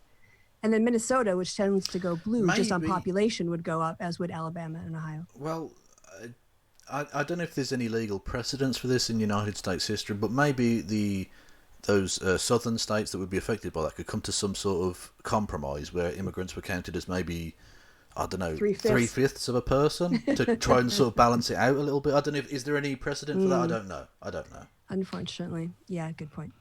All right, got this from Zach. It's just a glitter. You want to read that out? Did the Harry Potter lady notice you? Yes. What did it cost? Everything. Oh. Oh. She took the cheese grater.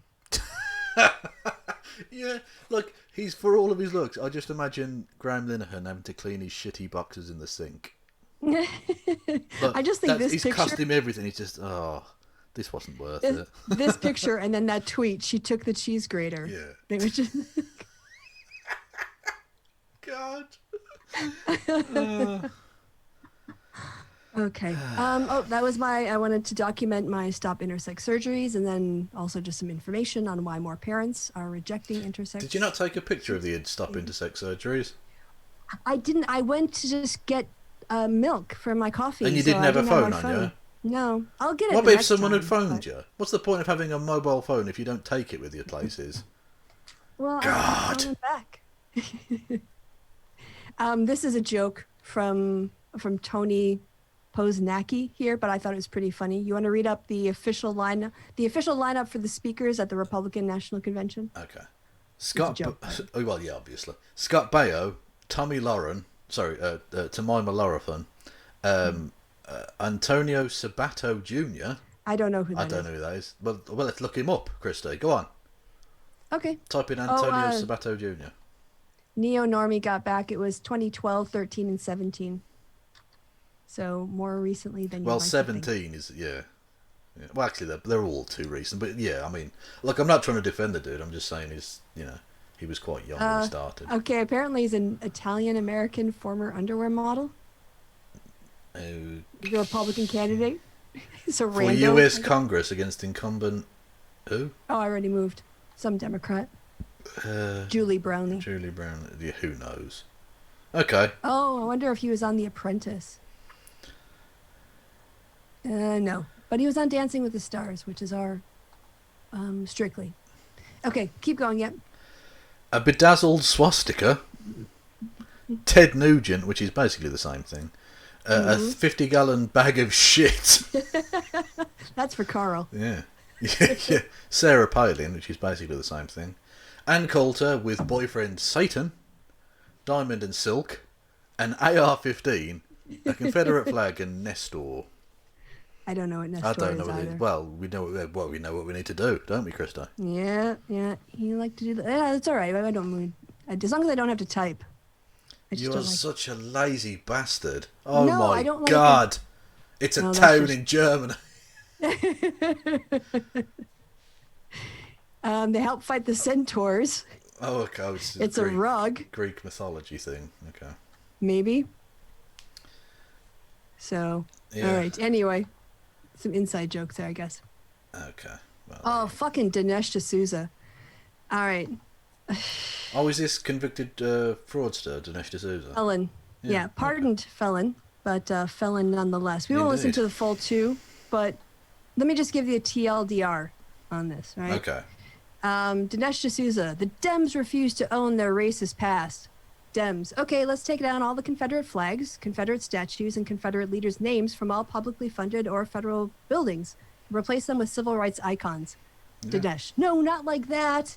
Yeah, exactly. Yeah, that's precisely. Yeah, this is there's such a typical Prague bullshit line. No, it's the Democrats are the real racist ones. Now what he keeps. Let me just give a little insight. What he forgets about this entire argument he's making is that the parties don't just sort of exist as free-floating things. The parties are basically collections of voters.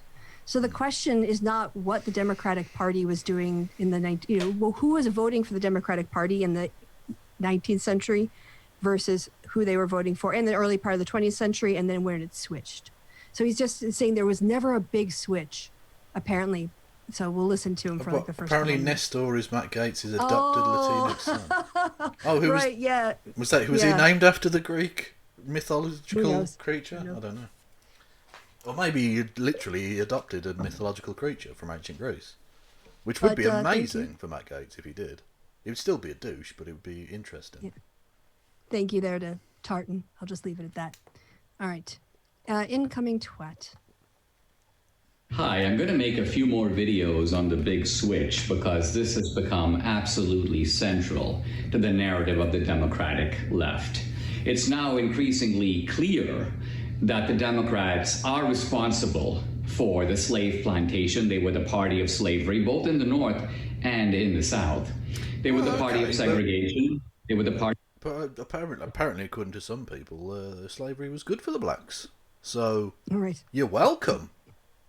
You know. And who was voting for these Democrats? Oh, it was white conservatives. Exactly, yeah. Yeah. Whilst you Republican coastal elites never looking after real America. So you can just flip the nonsense, Dinesh.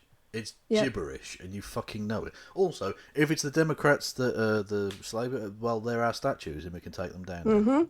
Yeah, exactly. Fuck you. So no Republican should ever stop a Democrat from owning their past by taking it down. Exactly. Well, and we should support, famous Republicans like Tubman and people like that. Famous Frederick Douglass. Frederick Douglass. Getting more famous. Yeah, exactly. I think he's got a bright future. Yes, quite. The lad. He's a young up-and-coming whippersnapper. Absolutely. Yep. All right, hitting play. Party that opposed the 13th, 14th, and 15th Amendments. Back in the 19th they were century. The party of Jim Crow. They were the party of the Ku Klux Klan and racial terrorism. All the lynchings, the so-called Negro barbecues, of people eating hamburgers while people were hanging from trees. This is the Democratic Party. No. I mean, the voters for the Democratic Party did those things. But the Democratic Party didn't do those things. What did the Republican governments throughout that time do about the Jim Crow laws? Would that be nothing? Did they actually just aid and abet them in furtherance? They think about all those Republican senators out. Yeah, think about all those Republican senators and members of Congress out there supporting Martin Luther King and the Civil Rights Movement. Yeah, what party was it that took Martin Luther King in and passed the Equal Rights Amendment? Yeah, civil rights. Civil rights. Apologies. Yes. We don't have an Equal Rights Amendment. No. Yet, yeah. Apologies. Yeah. But yeah. Does he even Southern strategy? Yeah. Thanks for all right. Yeah, exactly. The fucking what's his name? The Nixon advisor, whose name I've totally forgotten, who basically came out and said, it was literally we were appealing to racist Southerners. That was our entire bit. You couldn't say N-word, so you said other things like busing. Yeah. Exactly. Like that. Yeah. So again, he's trying to say that the voters who voted for the Democratic Party, that the party did those things. The party organized, did those. No, it was the people who voted for the Democratic Party, and then they changed who they voted for. No, it wasn't. No, it was all of the congressmen, the Democratic congressmen that did all the lynchings. It was. Yeah. Yep. Haruka has got you in the chat. Lee Atwater. Lee Atwater. Thank you. Yes. Basically came out and laid it all out for us, Dinesh. It's not. This isn't some I'm inferring it from what happened. Literally, the fucking people at the heart of doing it came out and said, "Yeah, this is what we were doing." I mean, they weren't even really hidden at the time, but since then, they're definitely not hidden. There's nothing remotely opaque about this. Hitting play for more bullshit. But the Democrats can't shoulder the weight of this historical responsibility. They don't have the decency to say, we did it. Our party is responsible. Except that they're actually doing all the work to get Confederate stuff taken down. Yeah, exactly, yeah. Yeah. It's kind of hard to you take it don't. seriously. It's not. It's not the Democrats who are like, you know what we should do? Wave Confederate flags. Yeah, who's out there defending Confederate flags? Oh, that's Donald Trump. Yeah. Yeah. Tell you what we should do. We should totally like not help black people out at all whatsoever. Yay! Yeah. Yay! No racism. Oh, yeah, we'll get onto that. I have a tweet. Who was it? I can't even remember now. There's so many racist people. We'll get to it. We'll get to it. Who's literally so. the only president of any remote colour whatsoever? What party was they a member of exactly? Yeah. And what did the Republicans do in response to that person of colour being elected to the office of president? Were they very, very happy about that because they were totally against racism? Or did they spend 8 years screaming Hussein terrorist Kenyan at him? Yeah. Yep. Where was it? When I had a tweet earlier. They still do that. They still going about Barack Hussein Obama. Like, what are you trying to convince me about here? By saying his middle name was Hussein, like I give a fuck. Yes. Well, they were supposed to be. Actually, it might be under this video. What are you yes, looking I think for? it is. Where someone said, "Why are black people voting for the Democratic Party now?" And I think it was Dinesh who replied with something about something, and then like welfare benefits. Which totally isn't racist. Yeah. Totally not right. Oh, look, they've find it. got Richard Nixon shaking hands with a black. Yeah, because he No was caught on racism tape. there. Oh, just being caught on tape using the N-word repeatedly in the Oval Office. And I mean, I listened because I'm a sad fucker. I've listened to all of those. I didn't quite realise. I knew he was supposedly a bit anti-Semitic. He was really anti-Semitic. Oh, I didn't listen my to the tapes. God, that man is upset. The Jews run everything. It's the Jews, the Jews, the Jews. Look, he definitely gives the blacks some shade, no doubt about it. But the Jews really cop it from Nixon. Very Hitler of him. Yeah, exactly. Yeah, he was a really nasty bastard, and of course corrupt as fuck. Albeit that, I mean, you look at the modern political situation in America with like the Patriot Act and various things, and you think actually the Watergate scandal looks pretty tame by comparison, really. Yeah. Like if that happened now, that would barely make the fucking news with Trump. They'd be like, oh, they broke into a hotel room. I don't care. Did you just see him? He just got his fucking cock out in the Oval Office. You know what I mean? Like, he wouldn't... Did you see him? He was wiping his ass with the Quran in Saudi Arabia whilst wanking over a fucking pig or something. You know, whatever crazy shit Trump's up to on, a day ending in Y. Yeah. All right, can we move on from Dinesh? Again, emotional roller coaster. This was amazing, and I want to thank Mumbles, was it? For sending me this, which is amazing. All right, so you have to wait for it, okay? So I don't know where this is. Looks like it could be in the UK, if I'm honest. And it says bat tips. Oh, okay. Well, you don't want the full bat. You just want the tip. Don't you? Bat tips. Bat tips. All right. So I did. Yep. That's All not right. Britain. That looks Eastern European to me. Look at the architecture on that bridge. That's some fucking weird. Look at this. Sorry, go on. Okay. All right. Hitting play.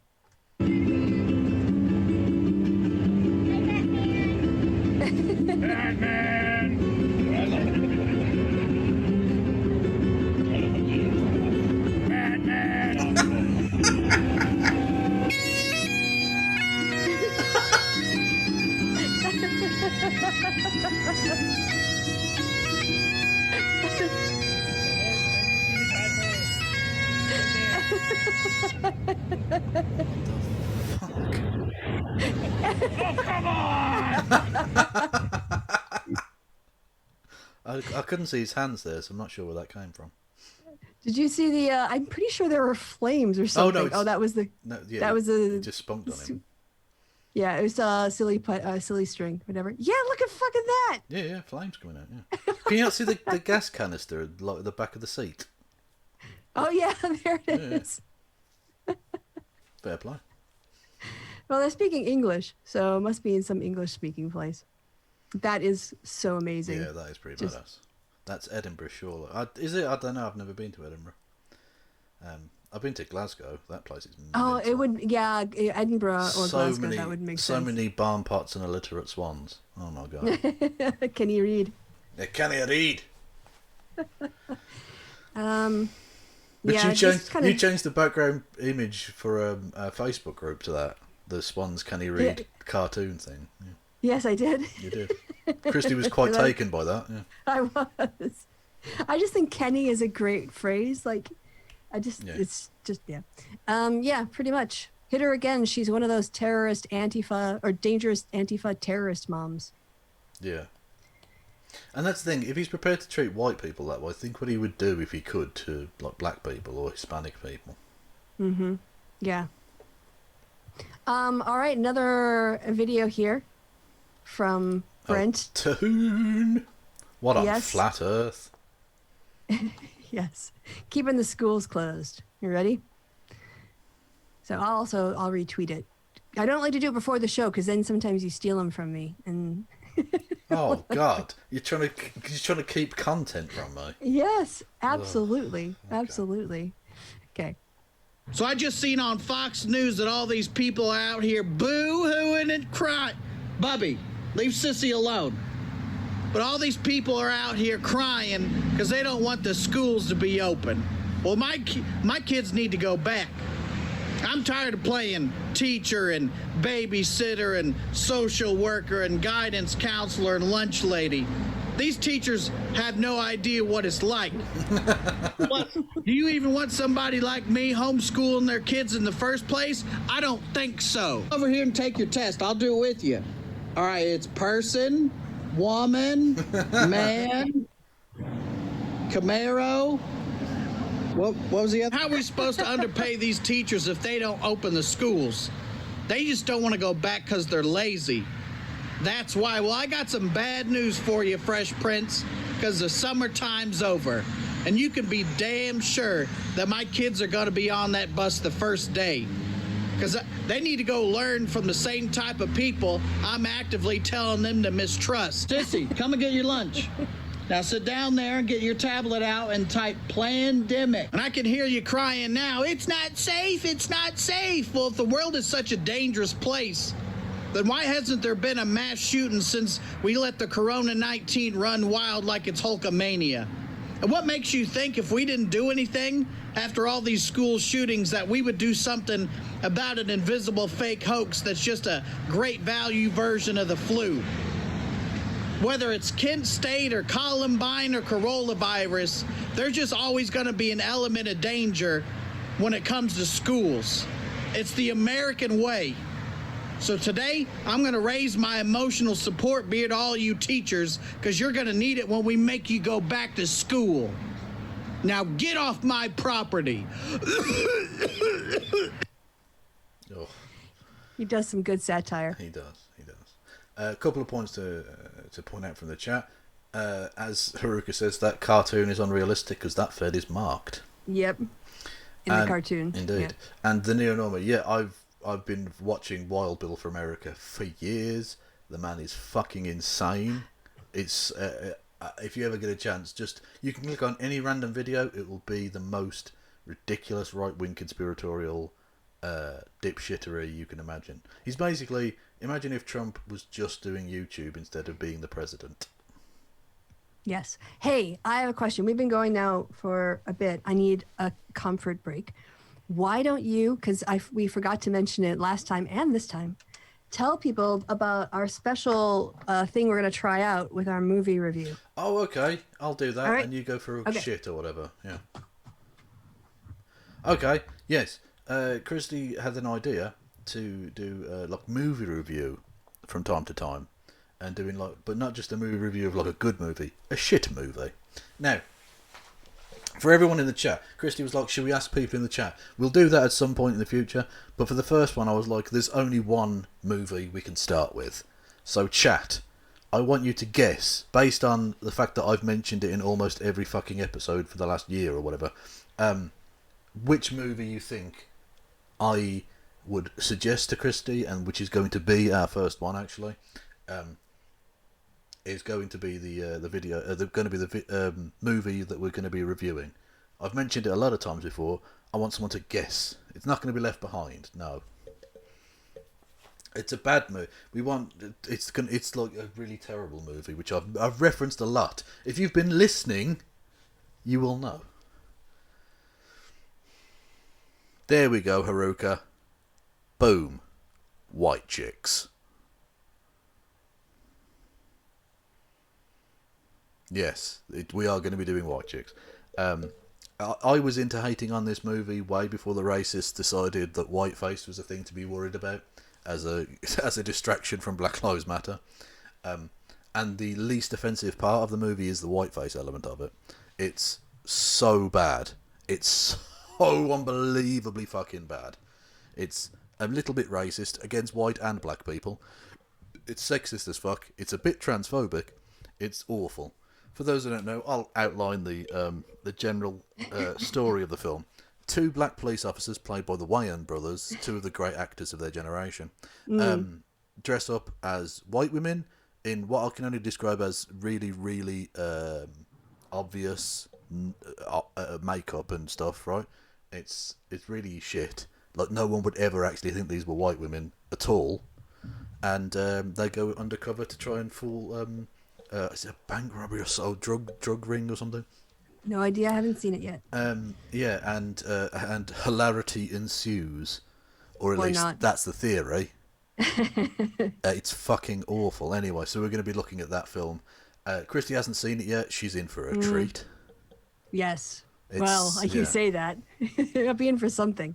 You are genuinely. I part of me wants to watch you watching that film. Put the camera on. Yeah, exactly. To get our reaction. Because that would be a lot more entertaining. Because I imagine your faces are going to be amazing. Because I want to know how you react to it. Because it's just so bad. Anyway. I had that idea that instead of doing a review of it, what we should do, at least part of it, is record us watching it. And then I can do it from my side and then edit down just reactions to the movie. And I can use that. I put those clips together. I could do. Yeah. So no, I can do it from my end if you've got your camera on. As they say, the prosthetics are ghastly. Yeah, there's no way anyone would ever think these were actually two white women. It's obviously two Tony's black, like, be sick. two 6 foot tall, muscle bound black dudes in really poor whiteface. Like, it's so shit. Anyway. Yeah, I think we're gonna have to do face cam. We'll have to figure out some way, of screen capturing. If you've got two cameras running, or two what screens I'd like to be running or able something. to do would be to do like a stream where we watched it and you could see the camera would be pointing at me watching the thing, but they'd get copyright struck, no doubt. Well, see, the thing is, the way that YouTube works is they've come to sort of agreement with like the studios. You see this a lot with Game of Thrones and Hamilton even, where I think they allow you to use like up to 10 minutes. So then it's about choosing what scenes you want. And the other thing too is we don't actually have to play necessarily the movie scene. We'll have like the 30 seconds before it and then our reactions. Yeah. So I think there's a way we can do it. And otherwise, and also if we don't try to monetize it, it should probably be fun. Okay. So, yeah, if you record from your OBS with your camera, and then I'll record with mine, and we'll figure something out. Okie doke. Okay. All right, so on with the show. Respectable Lawyer, really great account. A fascinating thread showing how Andy Ngo's website relied on a rich QAnon disinformation agent to falsely smear an innocent murdered protester and ultimately got retweeted by the president. Now, is he talking about Ian Miles Cheong, or is there also Andy and Go? Oh, Andy and Go got retweeted too, didn't he? Yeah. I believe he did. Yeah. But so that was about the...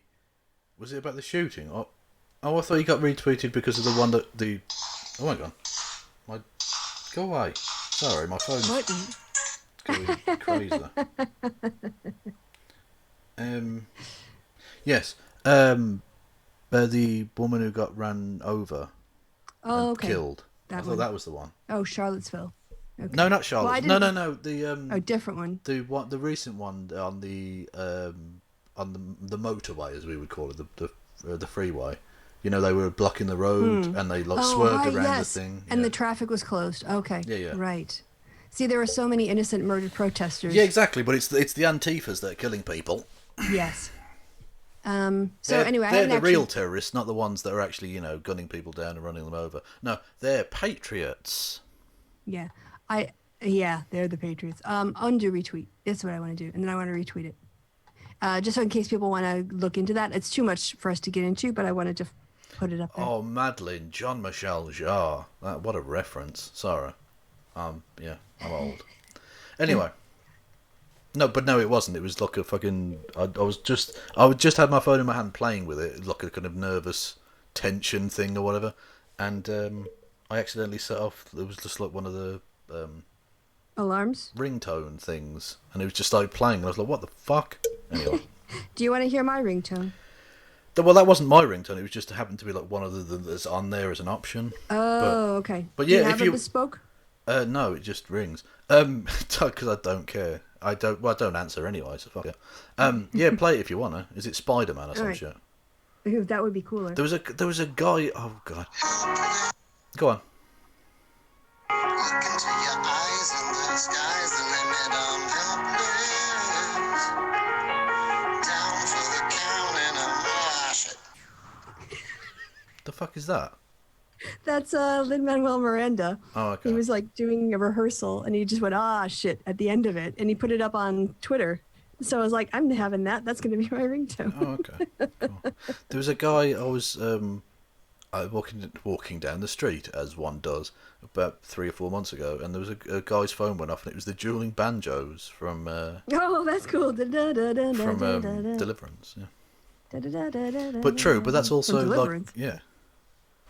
I always thought it was a happy song. I don't associate with Deliverance. No, it's okay. Well, that's what that's what dueling banjos is, isn't it? Do you not know that? What? No. Yeah, that's what that scene is. Before they go off into the jungle and get killed / bombed, they go to like this. They arrive in this hick town from the big city, and one of the guys has got a guitar and starts playing along. And there's like I don't know what, like Down syndrome or something. This kid that's got something wrong Challenged? with him. Challenged kid playing the banjo, and they start dueling, like the guitar and the banjo player, until it becomes there we go. Yeah. Oh, I didn't realize that. See, I haven't seen Deliverance. So it's pretty out there. yeah. Yeah, I think I've just seen other people cover it, and they always had smiles on their faces. So, it is. It's before all the bad shit happens. Okay. But still, it's a fucking grim film. Yeah, something like this, people on stage, that kind of thing. But okay, yeah, fair enough. Huh. See, I learned many things. You learn a thing. You probably it's not a nice film. It's not a nice film. Don't go there if you want to be for escapism. Huh? No. You didn't get this one from the Thinking Cat. This is It like probably did. But the thing is, you've got to bear in mind, I get a million messages every day. I don't see them all. If it's cats, I just go, cats, you and your move poor on. mentions. No, I'm not trying to moan. Just for people to understand, if you message me and I don't necessarily respond, I'm not trying to ignore you or be a dick. It's just there's not enough hours in the day. Yeah. Neapolitan ice cream? It's kind of like that, but for cats. It is, but the problem is Neapolitan ice cream, chocolate ice cream. Ice cream's awesome and chocolate's awesome. Chocolate ice cream is fucking arse. Come on, you Whereas serious? all 3 of those cats are awesome. None of them are chocolate ice cream. Well, if we ever actually meet in person and for some reason there's Neapolitan, I will eat all the chocolate for you, and you can have the strawberry. If we meet and there's Neapolitan ice cream, that's a sign from God that we should never have met. Clearly. Baby Moose says gay rights. Aww. I don't know the story behind that. Is that a really picture? homophobic baby moose who's eating the gay flag so that they can't be used by the humans? Well, we're just going to read it as gay rights. Okay, well, I think you're too trusting of the baby moose-eye who have a very significant history of bigotry. Oh, okay. Another thing I was not aware of. Did you know? Well, people don't know this. People think the KKK was mostly human. But actually, it was mostly baby moose. That's why they're in you think it's a human, it's actually 3 baby moose on top of each other in the cape and the hood and everything. That's why they did it, to hide that they were not humans. So now we're going to do a real emotional shift away from this. Whatever the fuck that was, yeah. Yeah, exactly. Moose-eye, yes. All right, so yes, armed supporters of Congressman Louis Gohmert brutally beat and assaulted Ryan Miller, the campaign manager for Gomert's opponent, Hank Gilbert. This is what happens in fascist countries, yeah. I don't know if we need to watch him getting beat down, but there is video. Yeah. Yeah, and that's exactly, you beat up your opponents. That's literally what the brown shirts would do, yeah. They would go in and break up. Well, they called everyone a communist, but they'd go into communist meetings, social, liberals, even conservative meetings, and disrupt and shout them down and barrack them and beat them and set places on fire, yeah. Kind of like what Milo wants to do. Yep. Basically, yes. That's precisely it, yeah. All right, so I think another switch. Again, we're back to cats. Is that the Loch Ness Monster? It's the Loch Ness Poster. It doesn't have paws. just cat. It's a slug with a cat's face. That's what that is. One of the hairless cats. Yeah. Oh, it is very cute. Yeah. We already got over. We already did the trunk wall. We did. That's more cats cuddling up. Cats on top of cats. Piles of cats are awesome. Yes. See, I want Rory Cass to get on with other cats like this, but he's an only cat. You're like, get off me. Yeah. If your cat goes near him, he loses his shit. When poor old Chopsy, bless him, God rest his soul, was around, they were, at best they were cautious, but calm around one another. But they were always at least a few feet apart. Yeah. If they were on the bed together, they would be either me in between them, or if I wasn't in the bed, they'd be at other ends of the bed. Safe distance, socially distanced. Before exactly, yeah. Yeah, they were into social distancing before it was necessary. Yeah. So. This is a pretty good retort. Elon Musk's latest project is a brain chip implant that will apparently be able to stream music directly into our brains. And Kevin Burgess writes, bro, we already have that. It's called ears. But presumably the point is that other people won't necessarily have to hear it. Yeah, but still, brain surgery? I don't know if that's necessary. And then it's got him smoking weed. Yeah, like, this is kind of Elon Musk. Yeah, I don't quite know how Elon Musk has got the reputation for being like a super genius, because all of his ideas are a bit shit. Yes, yes. The only ideas, the ideas that his company do that make money, even though most of the money comes from the fucking government, are things that other people do. His idea is like a mini submarine to save the children in the cave. What the fuck are you talking about? It's just nonsense. The man's just a rich idiot.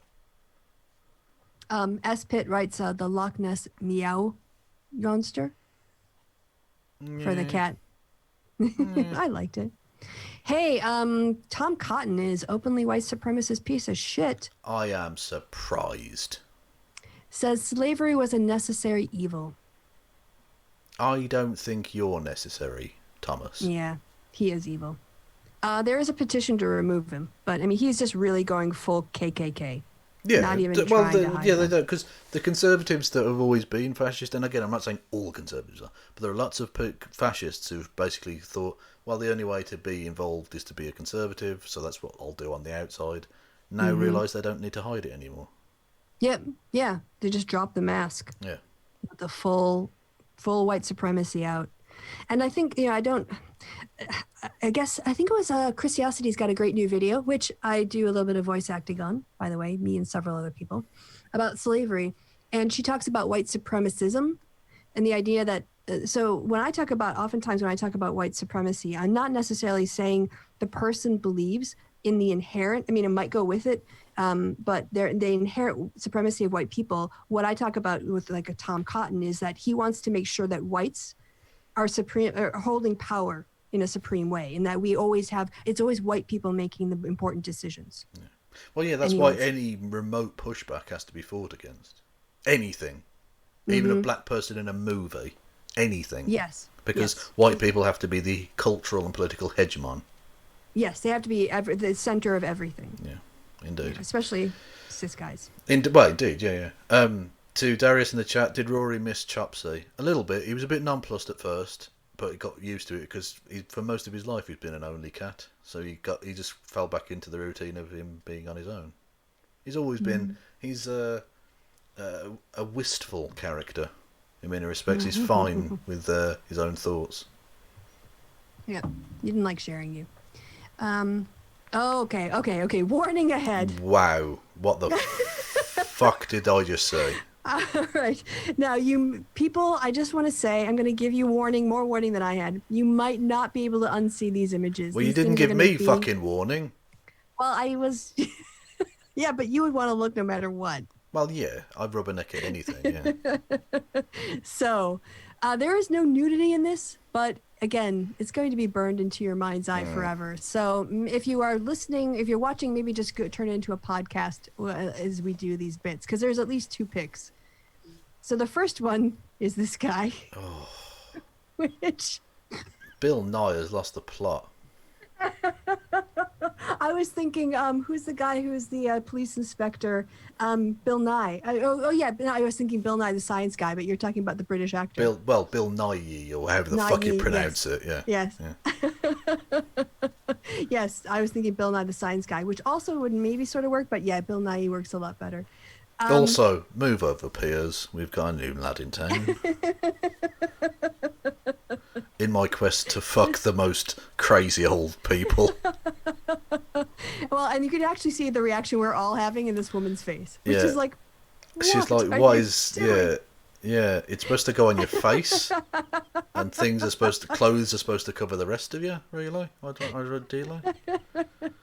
How white is this dude? He's whiter than me. How? Has he just been let out of a fucking cave? What? All right, so actually, this is in reference to a different picture. And he has got a face mask on his fucking forehead. What the Oh, Jesus. Sorry, go on. He's not a one-off. There's also this guy. Why is this a thing? Why is this a thing?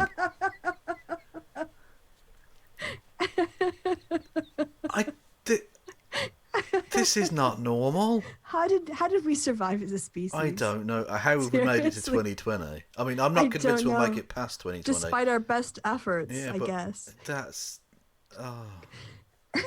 Not just that, but I've never understood bare feet in public like that. What about broken glass and dog shit? The bare feet is scarier to me than the mask, to be honest. Yeah, what about if you come up to like a really rough bit of cobbled stone? Mm-hmm. Like you're fucked.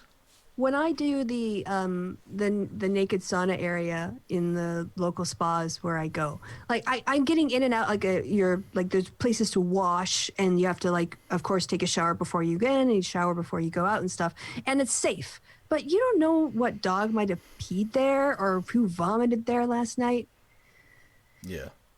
Yeah, it's just gross. Yeah. But so yeah, I figured that was so perfect for our show. I know it's been hot, Naomi, but there's no need for this. A pair of shorts and flip-flops at least. There you go. That's the master race, Kevin.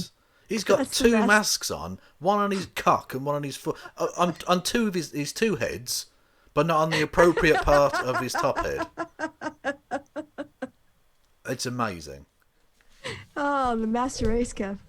And a backpack, because you wouldn't want to. The back you needs your house keys. Your back needs to be covered up. That's the bit that needs to be covered, definitely.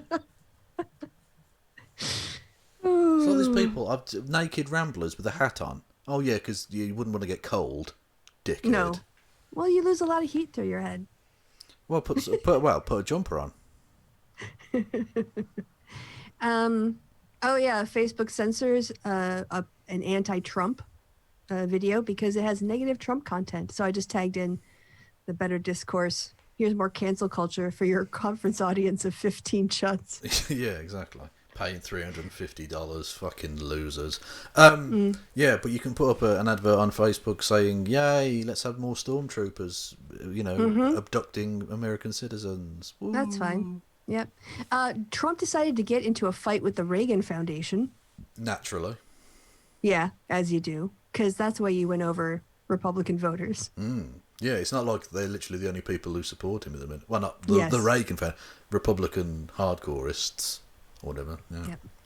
Yep. Emotional switch. The Reagan Foundation were the ones who used my clip, weren't they, to deplatform Milo? Back in the day. Did they? Yeah. I thought it was CPAC. I don't know how CPAC got a hold of it. I don't know about the Reagan Foundation. No, the Reagan What was that? Foundation put the video out that CPAC then went, was it? "Ooh, shit," and then got Milo cancelled. Ooh, nice. Okay, yeah. So it was John Lewis. I don't know if people saw this or not, but they strewn red roses in the path where he went when they took his hearse. Is that what you say? Yeah, when the hearse went across the bridge, and the red roses are meant to symbolize the blood that was shed on that day. So I thought that's really nice. Beautiful, yeah. Yeah, a nice way to symbolically honor his sacrifice. And you'll notice none of them barefoot. Okay, again, serious emotional turn. I'm sorry for the roller coaster, but that is the happy hour because I see what's coming up now. Because this is Rain song saying, "This is the quality content that I signed up for." Finding out that lionesses can have sex 20 to 40 times a day when they're in heat, and if her man can't keep up with her, she demands to mate by biting his balls. Oh, look at the face on him. Oh, Leave God. me alone. It hurts. I'm sore. Have you ever seen a sadder face than that? Oh, That's a fucked out lion face. that is like, I need to sleep, woman. Leave me the fuck alone. She's like, 40 times is not enough. I need more. Exactly. I've got to keep up with that bitch Winters. Fucking 975 in a week. No, You're it's joking. over 1,000 now. Oh, is it? I didn't even It's look. over 9,000. I haven't checked lately. Oh yeah, this is pretty funny from I Love Lamp. Horseshoe theory. Now it's full circle. So this is the new circle of politics. Republicans, centrist, Democrats, and then above the Republicans you get the wingnuts. Above the Democrats you get the moon bats. What's and then in the middle, moon bat? that's the Democrat. That's like the far left version of a wingnut. Okay. That's sort of like anti-vaxxers, vegan anti-vaxxers and all that. Oh. And then over here, this is the horseshoe. This is where you get the moonbat wingnut convergence. So where they start to agree on things like anti-vax, these because they think it's a Soros conspiracy, and these because they think it's going to give somebody some other condition. Yeah. So that's the actual horseshoe theory. Okay. I just thought that was funny. Okay. Yeah. Yeah. Biden is up in Arizona, but we know he's just up everywhere. Doing an interview with Eric Trump, and Jesse Waters endorses QAnon. Waters says QAnon does crazy stuff, but, quote, they've also uncovered a lot of great stuff. Not true. Like what? What have they uncovered? Nothing. Literally nothing. Nothing. Who was it they went after? Was it Keanu Reeves calling him a pedo? No, Tom Hanks. Just randomly calling him a pedo. You're like, what? Why? What? Also, I like the fact that they were like, oh, Biden hasn't answered questions for 25 days. Yeah. When your opponent is killing themselves, you don't stop. You don't like, no, let me interject at this point. No, let them. Yes. If your opponents are literally destroying themselves, you sit back with the popcorn. Every time they look at Joe Biden, he's saying something sensible on the pandemic and letting science lead, or he's talking about how our frontline workers, care workers aren't getting paid enough, how we need to follow the science on schools. I'm like, okay, like they don't. Exactly. If you let Biden talk too much, he'll say dumb shit. He always has. He always has. He did already. He did last week. You're like saying that Trump is the first time we've had a racist in the White House. Like, there were literal slave owners. So let's. What he meant was, I think, an open racist, like openly doing. Again, that's not true. In the right place. Again, that's still not true, though, is it? Well, not using the government in the sort of way Trump is. I mean, I'm trying to think. I guess I wasn't alive back when they were having debates about slavery, so I don't really know what the president said back then. Well, but certainly not in the modern era. Well, maybe not post Second World War, maybe, but a guy I've mentioned before, Woodrow Wilson, was very avowedly racist. He wouldn't give a fuck. But was he publicly racist? He went to the commemorations for opening of Confederate monuments and stuff. Yeah, but everyone, like a lot of white people. I mean, like Trump actually saying stuff about. Yeah, the historical context is that there were lots of presidents who were less racist than their electorates. Yes, but that doesn't mean they weren't racist. Well, I think what Biden, again, he talks with his heart, but then he puts his foot in his mouth. Yeah, he says dumb shit. So don't let him speak much, especially when he doesn't need to. Just let him. Just say, Mr. Biden, you're old. Sit in the corner. We'll tweet on your behalf saying interesting or at least not crazy shit about the pandemic, and then people are like, okay, so what's Donald doing? Oh, he set his pubes on fire. You know what I mean? Like, that's That's all you need to do at this point. Just let Donald. Yeah. Donald's creating his own rope and hanging himself, metaphorically, Yeah. with it. So just let him. All right. So yeah, my point was, I think he was talking about the complete openness. He's not even trying to appeal to people who are anti-racist, whereas other presidents would try to. Could we just move on from here? Could we just let me make my one point? Because you've been talking about it for like 2 minutes, and then I got like, okay. That's okay. I just felt talked over for a second. I was trying to make a point, and you did. Also, I don't want to defend Joe Biden that much, but I do think that this is why he needs a woman of color as his VP. He needs people around him to say, "Hey, can I say this?" And they're going to no, Joe, you shouldn't say that. What do you want to say? Let me tell you how to say it. Okay. But that's. I didn't want. Yeah, go ahead. Just the point that was raised earlier as well. It's not just the racism. It's American presidents haven't always been unifiers, but they have to at least pretend to be. Whereas Donald Trump's own fucking White House staff are coming out and giving quotes to the media saying we want to amplify strife in major US cities. The fuck? Look, we know that there have been dividers in chief before. Obviously, there have been lots of very, very, very racist people. Yeah, the Southern strategy. Yeah, exactly. But you have to pretend. You have to pretend to be like, I'm going to try and bring America together. Donald Trump's like, nah, fuck it. I'm going to send fascist militia into major US cities and amplify that to try and create some sort of weird civil war so that I don't have to hold an election or whatever. You know? Yeah. Or he wants to ramp up the sort of, silent majority of racist whites who aren't engaged to come to his defense. Also, the neo-normie, we covered the protest of the healthcare workers' shoes in the show on my channel on Friday. Indeed. So we did cover that. Or you can go to twitch.tv/KFLogan1875 where I simulcast. And you can go and follow me there. Where I'm now because Kevin's trying to steal all my views. A Twitch affiliate. Oh yeah, my fucking 4 people who ever watch me there. I'm now a Twitch affiliate, so you can go and give me money there. If you get a tier 1 subscription, there's a Rory cat emoji. So that's an option. I didn't realise that was a thing, and I was like, oh, I'll just test that out. And there's now a Rory cat emoji. if anyone thinks that's worth anything, okay. Yeah, cool. All right, moving on. Yeah, we're going to try to get through some of these. Arthur Chu, who the hell just has swastika hankies lying around waiting to be repurposed? Yeah, that's... Yeah. And what a surprise, he's got a Trump t-shirt on. Yes. Shocking. Yeah. Actually, not at all a surprise. No. We already did that. Oh, yeah, this was pretty funny. Because you know what happens when people like Dankula and Carl join a party, right? Well, I literally said, I'll preface what you're about to reveal by saying I tweeted this out with R.I.P. Scottish Libertarians. Yes, because Dankula's... Yeah. Because he's such a party loyalist. And I like that he's censored out the membership reference like anyone's going to give a shit. Care, yeah. Oh, no, I'm going to hack his Scottish Libertarian account. They're no one. They're nobody. Like, at least UKIP used to be a thing. The Scottish Libertarians are nothing. Nothing. Jesus. But it is funny. So, rest in peace, the Scottish Libertarians. We knew you not at all in any way. Did you watch this Dave Rubin clip from the account Dave Rubin Clips? Possibly. I can't remember.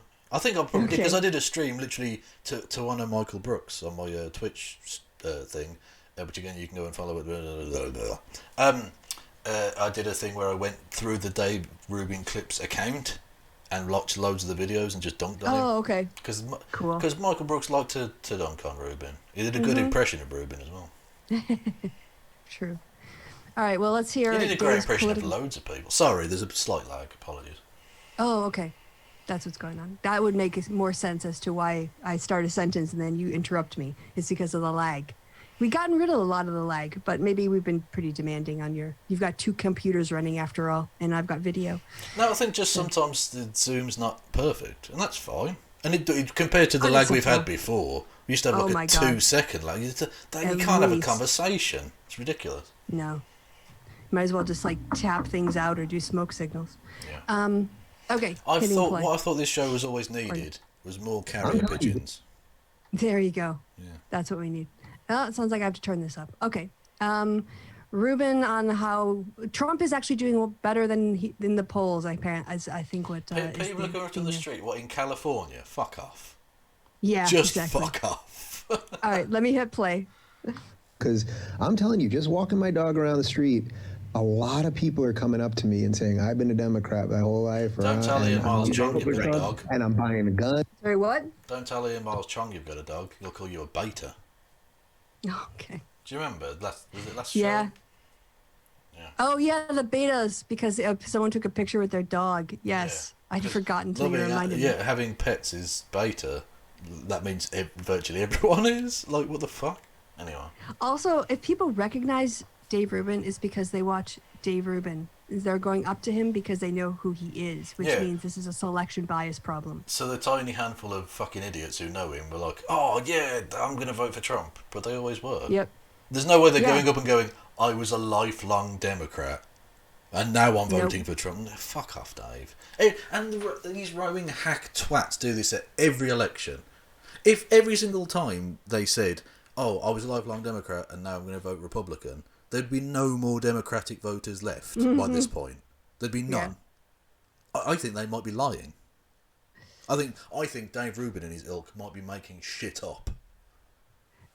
So smoke signals, is that offensive? Because I mean, I don't know that smoke signals are necessarily limited to one particular group. Smoke signals have been used all around the world. Before mass communication was a thing, in order to send signals over large areas, you would use and I also did like the Morse signals. code tapping things out to be sort of a symbol. Yeah, that's it wasn't cultural. No, that's no. Tony, I respect you greatly, as you well know, you bastard, but I think you're a bad read on this one. Yeah, I mean, the context is always everything, but because I had also compared it with Morse code, which is another way of not talking over long distances. I mean, what you can't see, she's dressed up in a Halloween costume that looks exactly like one of those. So, I mean, that bit is offensive, to be fair. You can't see it because she's not on camera, but I think that was unnecessary, Krista. And the war paint was offensive. Okay, can we get on with the Rubin clip? Hitting play. I'm just moving on from that completely. Trump, and I'm buying the guns and all kinds of stuff. Now, again, what? No, I'm voting for Trump, and I'm buying the guns and all kinds of stuff. I'm buying the guns. Yeah, wow, so they used to vote for Dems, and they're going to vote for Trump, and they're arming themselves. These are the kind of people that are coming up to you, Dave? And not just that, but Dave, Americans saying I'm going to buy some guns is not exactly one of the great journalistic breakthroughs of the century. Like, that's not that unusual, really. It's almost like there's been a massive thing about the Second Amendment running for the last 50 fucking years in America. All right, so moving on. Don't get that twisted. I'm not saying the Second Amendment has only existed for 50 years. I'm saying the kind of cultural battle over it. I mean, the NRA, when it first supported the ban against Tommy gun machine guns during Prohibition time. And they also supported rifle bans when the Black Panther Party decided to arm up. Yeah, but they become increasingly taken over by fanatics, and what we know is that people who are fanatics go into a spiral. They were always fanatics. Increasing. I don't think they've ever been like super duper awesome. Not super duper awesome, but they have become increasingly in the pockets of gun manufacturers, where it started off as the National Rifle Association with gun owners, and they were much more moderate. Gun owners are much more moderate than the NRA is. We see that. So, but they've been taken over. Wayne LaPierre, I think, had a lot to do with Yes, that. Flint, I know the term war paint is offensive. That's the joke. I was saying she was wearing war paint when she's obviously not. No, I think that was Flint Reed. That was Flint, and I think he was the three things is because they were being. Oh, I don't know, but fuck off, all of you. Go on. Okay. So, Andrew Sullivan, we're back to that. Oh, this twat. All right, now. Just goes to show you, no, even gay people can be arseholes. So. Okay. This is brain melting stuff. So see if you can keep up with this. All right. Christiosity writes, I don't know if there's a way to read this correctly. It doesn't make a lick of sense. That's the problem with it. Starts off with a straw man that just starts heaping on buzzwords. All right. So according to Andrew Sullivan, you can't be a Christian and an atheist at the same time. BLM describes itself as explicitly atheist and neo-Marxist, fundamentally incompatible worldviews. No. No. No, that's just the opening salvo. It gets worse. No, but just what do you mean? BLM describes itself as explicitly atheist and neo-Marxist. No, it doesn't. Oh yeah. No, it doesn't. I know. At no point. Show me one piece of like official literature that's ever said that. Ever. Okay, He's saying, the first. he's saying explicitly. He's not saying they're implying it or they might have something. He's saying they're explicitly stating that. And that, Andrew, is a lie. Yes. You have to calm down or we're never going to get through this. No, I can't calm down. Sorry, no. All right. Kristi, so do you know me? Have you ever met me Your favorite imaginary before? friend. Not now, Todd. Your favorite imaginary friend writes, you are making a fundamental mistake here. BLM is not an organization. It is a group there's a group by that name, yes, but it's one group and it doesn't represent the vast majority of people who say Black Lives Matter. You're smart and educated and missing the point. Andrew replies, who exactly is saying Black Lives don't matter? Without philosophical and ideological context, it's platitude at best. The context is atheism, postmodernism, and profound attempt to destroy liberal democracy.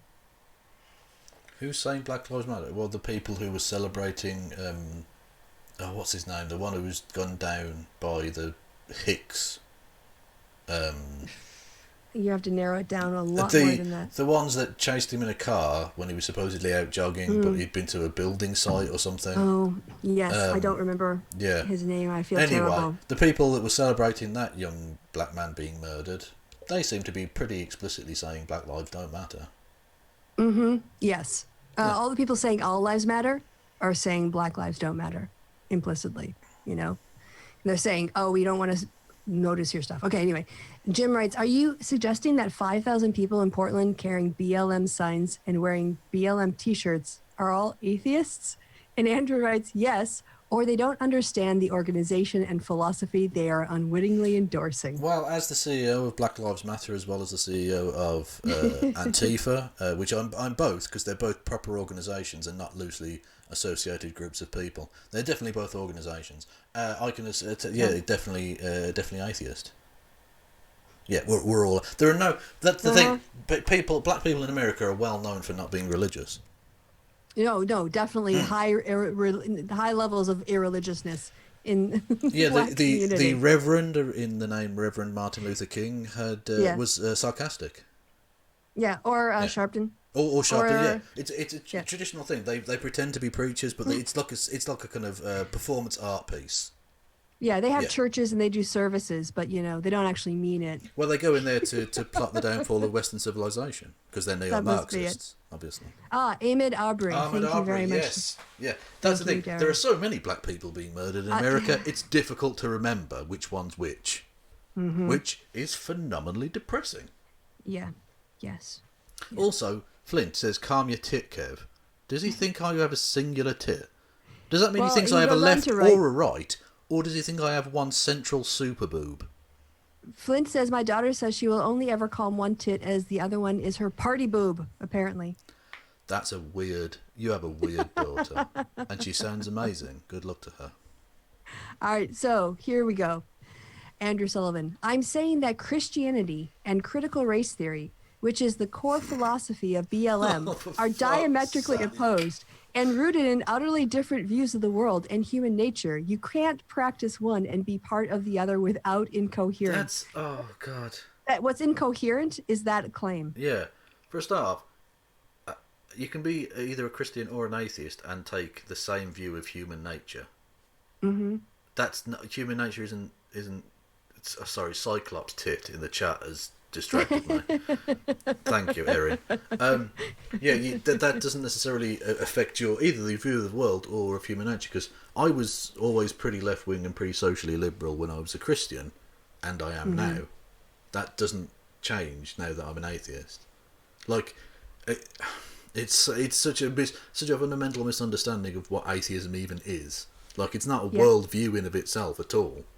You can be a Nazi atheist or a communist atheist or a liberal or a conservative. It's irrelevant. Also, the critical race theory is secular. I mean, I don't understand why being secular doesn't mean you're atheist. Yeah, and it just means you're secular. You can be a religious person, be it Christian or otherwise, and believe in critical race theory, or subscribe in some sense to it. Yeah. And Because the it's about core power analysis. BLM has a core philosophy of please stop murdering black people. Yeah. Can we stop the police violence and the over-policing and the killing of people? Yeah, that's the core philosophy. But apparently that's at odds with Christianity, which suggests to me that you think Christianity is wanting to kill black people. Which, well, that is an implication. Andrew, I don't know if that's necessarily going to be a bestseller as a take. Well, maybe it will. There are a lot of racist Christians, so maybe he'll do very well out of it. But either way, White Andrew Sullivan, evangelicals. please go fuck yourself. Now some cat tweets. We tried to stop. It was in vain. But judge me not. I can explain. Oh. Why is its ass in the air? Like, that's weird.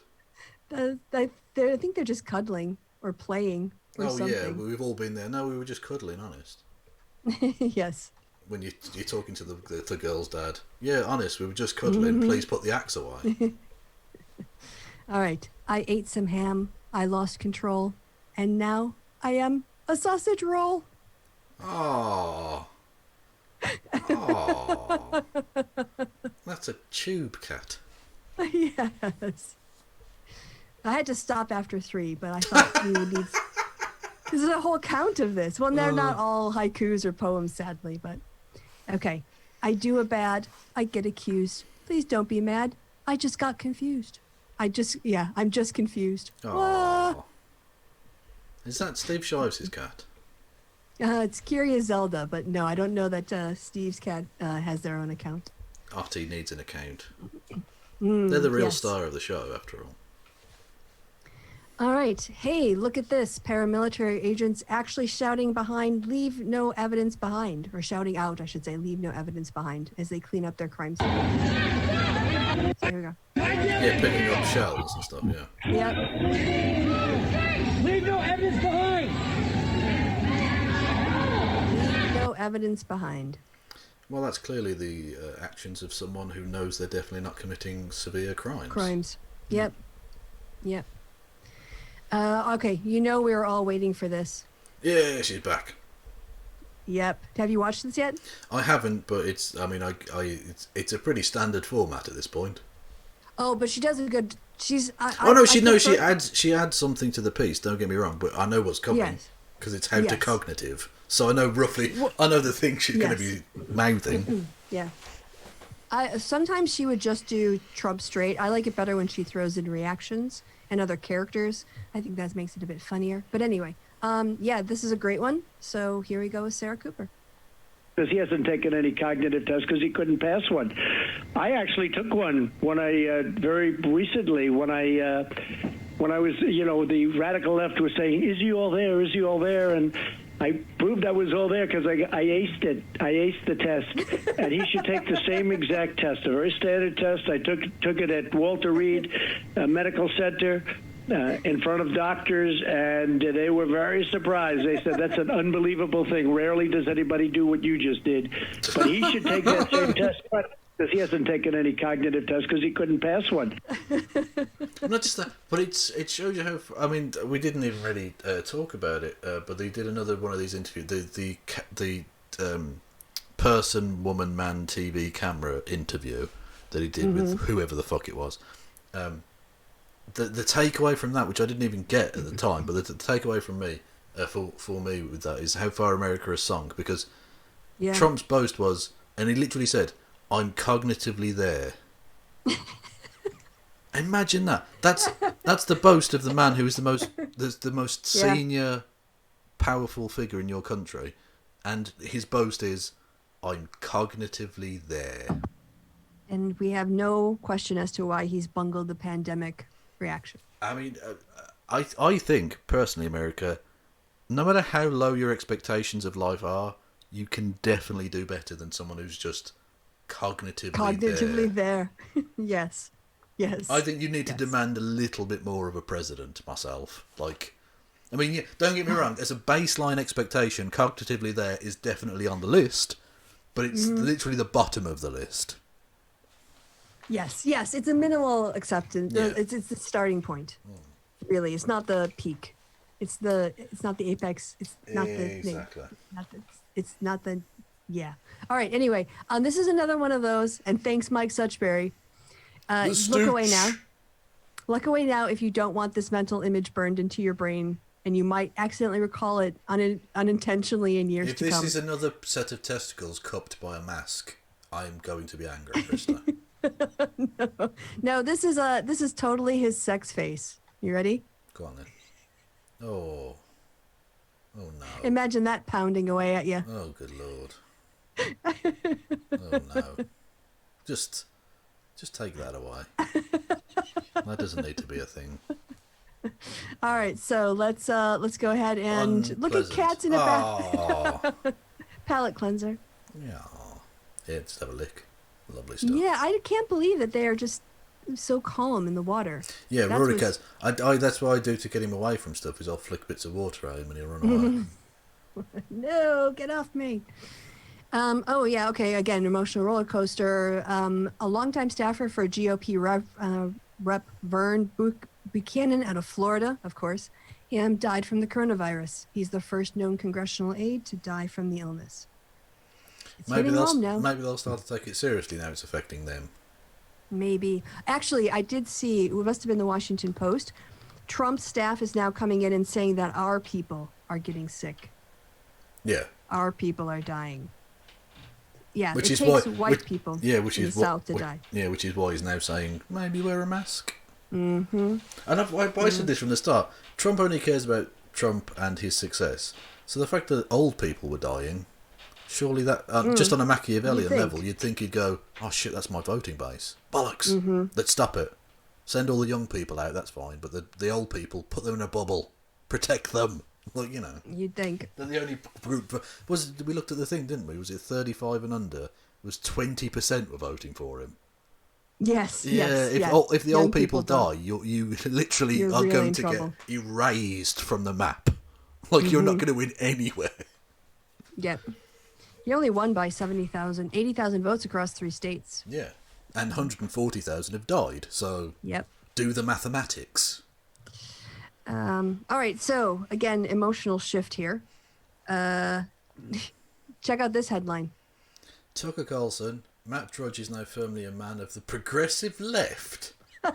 Oh, suck all of my anuses. What the fuck are you talking about? You twat. Yep. That's I know. That's how far right he's gone, that he can't even see properly anymore, and he now thinks Matt Drudge is on the far left. Because by comparison, he is, I suppose. Like... Yeah, anyone not in a Klan robe is to his left. We already looked at this one. Sinclair Group was trying to going to air Plandemic, and they got so much feedback that they had to take it down. This is Cork, Paul's secondhand furniture and old shite. Yeah, just old shit. Yeah. Yep. That is very Ireland. Yes. Yeah. Some justice, the Connecticut Supreme Court has upheld legal sanctions against conspiracy theorist Alex Jones in the case brought against him by the group of Sandy Hook families and first responders. Good. And I'm not surprised because all Jones is doing is kicking the can down the road, just appealing until he can't appeal no more. That's what Trump is doing too. Yeah. Okay, more cat video. Don't disturb me. Oh, Frog Boy. Yep. And cat's like, who are you? Can we play? And the frog's like, no. Frog Boy was not taking that shit. No. Yeah, you might be bigger than me, but I will fucking peck you, dickhead. I don't. Is this an Elon Musk? Oh no, space is fake and gay. They're literally trying to persuade us the Borg are in the solar system. So Milo's just doing his stuff on Parliament. Real Chads have their head in the ocean. Please do that. Yes. Yes. That will work out well for everyone. Thank you. Yeah, I'm gonna scroll down because it's starting to get like, oh yes, here we go, sheep on a trampoline. Aww. From Peter Smythe. Thank you. Aww. Like I don't get that. This is fun. But he's now going to be confused because it'll walk onto the grass and try it and be like, why doesn't this bit jump? What? No. I have to go back on the bouncy bit.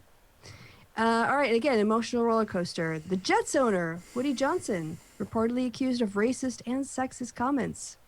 It's interesting how all these owners who went after Colin Kaepernick and sided with Trump, like, ooh, some stuff's getting out now. Yeah, I'm surprised. I'm very shocked. It's almost as if the NFL is riddled by racist old white men and need to be swept into the dustbin of history. Yeah, time for them to retire, I think. Oh, this is amazing. Okay, we're getting to the good stuff. We're over most of the heavy stuff, I think. We're not going to watch the whole thing. We just need to watch like the first 30 seconds. So his name, he says his uncle something. He mentions his own name in it. But this guy couldn't make it to 8 seconds without screaming and laughter. So here, he's doing a review of BBC food. Okay, rice. We are looking good. The rice not looking good, you lying to people. So wet. Drain it. Drain. What's she doing? What's she doing? Drain the... Oh my God! You killing me, woman! Hiya, drain the... The rice. She draining rice with colander. Hi. How can you drain rice with colander? This is not pasta. I never seen anyone drain rice. If your rice too wet, you fucked up. Don't bring colander with your rice cooking. Yeah, get a nice rice cooker. Don't mess with saucepan like this lady here. Don't mess with colander. If your rice too wet, you recook the rice. No way to save wet rice. Has quite a lot of starch in it, which will make What the hell? And this is great. What the hell? Uncle Roger is so upset. I put my leg down from chair. Why are you running water? You're ruining the rice. First you use colander to dry the rice, and then you put water. Then why bother drying the rice? Who cook rice like this? How did this woman get on BBC Food? They never asked Uncle Roger. Uncle Roger teach masterclass on making rice, but this woman, colander on the rice, then water through the rice. This is Uncle Roger sad now. R.I.P. Rice 2020 to 2020. Well, Uncle Roger's so angry he's put his leg down from the chair. I belly laughed at that. Yeah, I heard that one. Imagine being Joe Rogan, having a huge platform where you could have pretty much anyone on you want to talk to them for 3 hours, and then you bring on Ben Shapiro 3 times. Not just that, but who was it that went there twice? Dave Rubin. He won't have Dave Rubin on again. But Ben Shapiro can come on whenever he likes. Like, oh, Dave. Oh, that's you right. Are Dave was so thirsty. Yeah. He was like, we called Joe Rogan. We haven't heard he back from he said that we called him 1,000,000 times or something. Like, oh, God. Thirsty. And yet a guy who was bested by the fucking journalist who was bested by 10-year-olds was like, that guy can get on the Joe Rogan Experience whenever he likes. Motherfucker can live there if he wants, and Dave can't even get a pity fuck out of him. Like, just nothing. Ugh, embarrassing. Well, fair play. Rogan did take him to task about systemic racism. At one point. Did he? Yeah, he wasn't like super brilliant or anything, but he was like, no, there are problems there and stuff. When Shapiro tries to be like, there's no racism anymore. Like, just total bollocks. Even Joe Rogan was like, no, there's clearly some systemic problems there. Like, yeah, it's a thing. Okay, this one is for you. These are word puns. I know you kind of like those. So here we go. My liaisons, dangerous. Jonathan Capehart. My fiction, pulp. Nice. My chill, big. My house, bleak. My expectations, great. Yeah. You want to go ahead and read them? My fellows, good. My foot left. This is getting a bit Yoda now.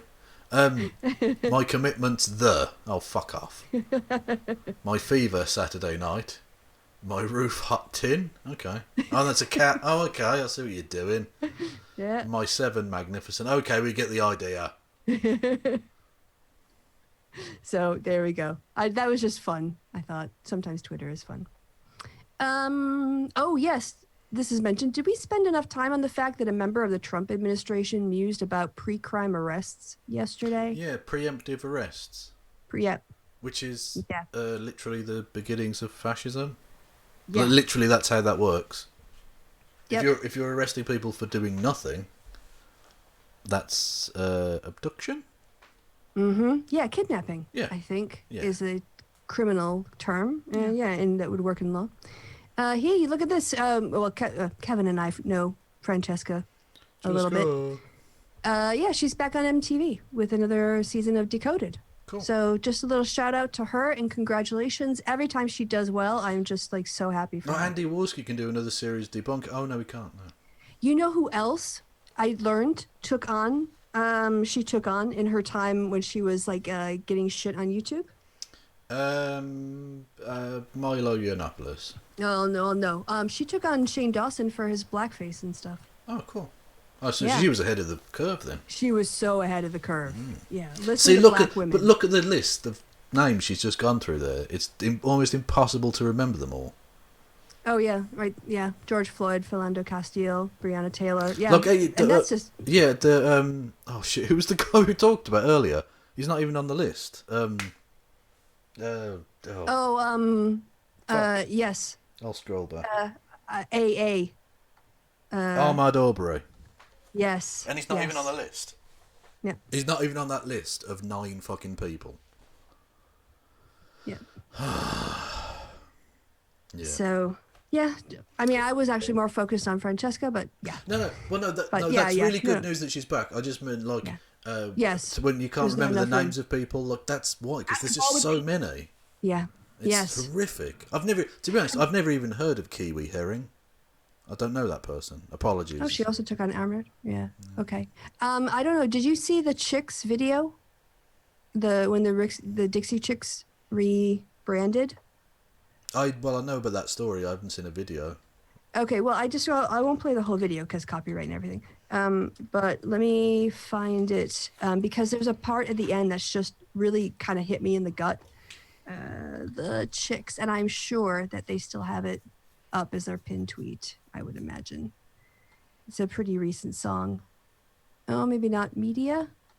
Anyway, in the song that they released, is this one? March.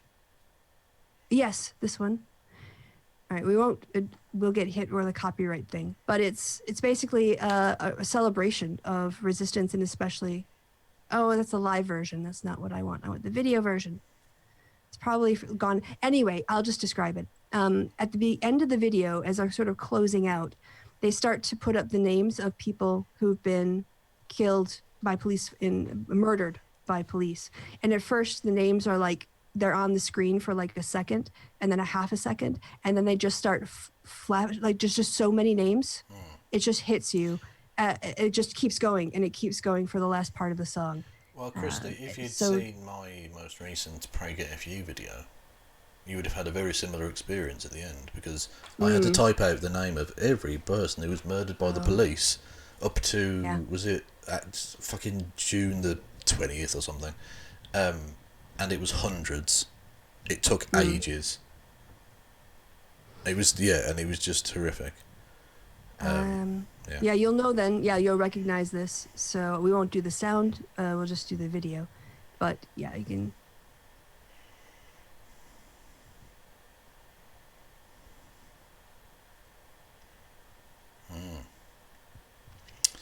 Trayvon Martin, yeah. Oh, that's not this year though. Okay. So they're going more collectively. Yeah. No, I just meant, look, that's... But by the way, when I said that, I didn't mean that to be disrespectful. I meant the list I put together was just for this year. Oh, 2020. Yeah, exactly. So, and then look at all these fucking names, man. Yeah. Gee, these were all human beings. Yes. God damn it. And we still have how much of the song to go? Yeah. Like over a minute. And it just keeps going. And it just keeps going. And it just... So, Ben Shapiro, you look at this list... Oh, Malcolm X. Oh, yeah, they're going back a bit. Okay. Probably as many as, like, you know, like the ones they could document. Yeah.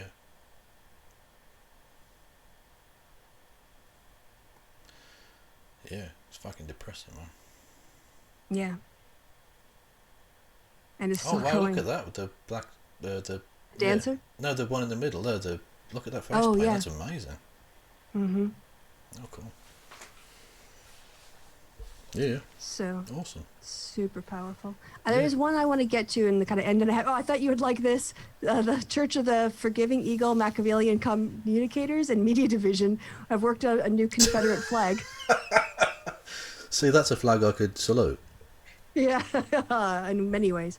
Yeah. I actually I've had this since the 22nd of July, waiting to show this to you. Well, thank you. I appreciate it enormously. So it looks, yeah, okay. So, do you want to watch a kid prank his grandma? Yeah. All right, here we go. I just got pulled over by a cop, and he asked me why I was speeding, and I told him that my grandma broke her hip. And why were you speeding, Lance? Grandma, we'll talk about that later. I told him you broke your hip, and now he's following me home. Can you cover for me? Because he's gonna follow me into the house. Oh my God, yeah, sure, why not? Okay, I'll be home soon. Grandma? Oh my God, are you okay? I broke my hip. The fuck you laughing at? There ain't no cop. Oh, you're a fucking jerk with you pussy-looking motherfucker.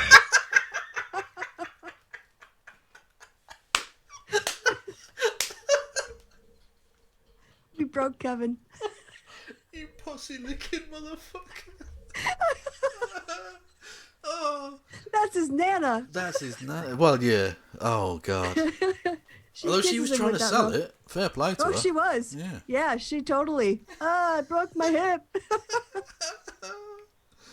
Oh, she didn't want to get on the floor, so she pulled her rug out. Exactly. I'll be on the rug. I'll put my cane next to me there. Yeah, that'll do.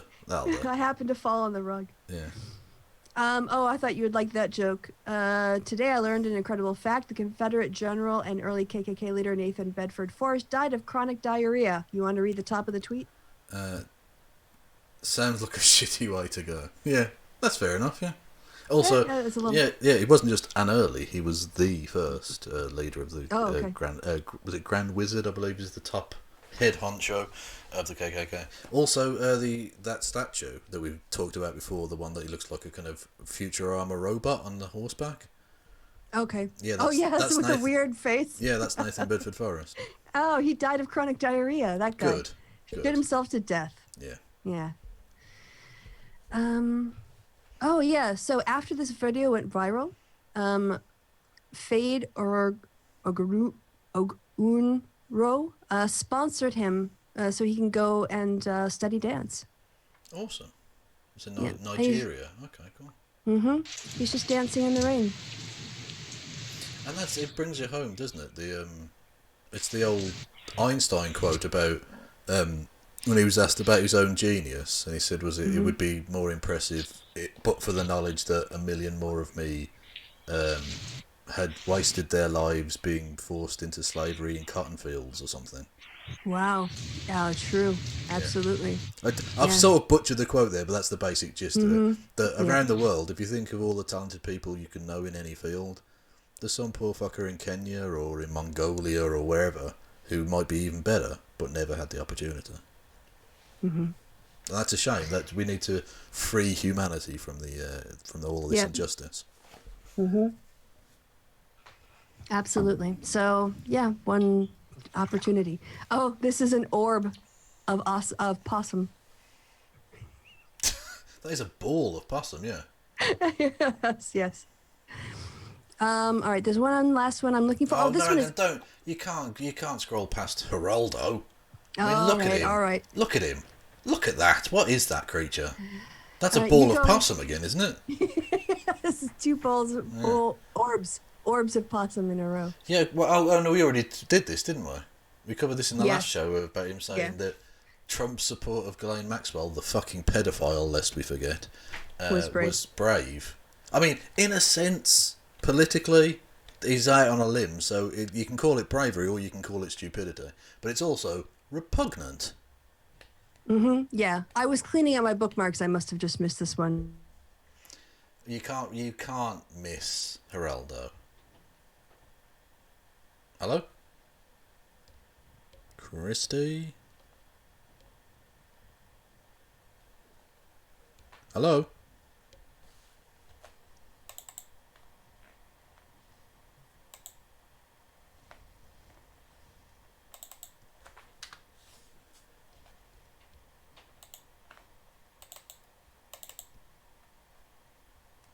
Kristi has done is double click. Yeah. Oh, you're back now. Can you hear me now? What happened there? I don't know. One of us dropped out. Oh, My okay. internet connection is unstable. I don't know why. Oh, okay. So, for Must once, just be- it's Kristi fucking up. Okay. Yeah. I just looked. It gave me the thing. All right. We're getting close to the end anyway.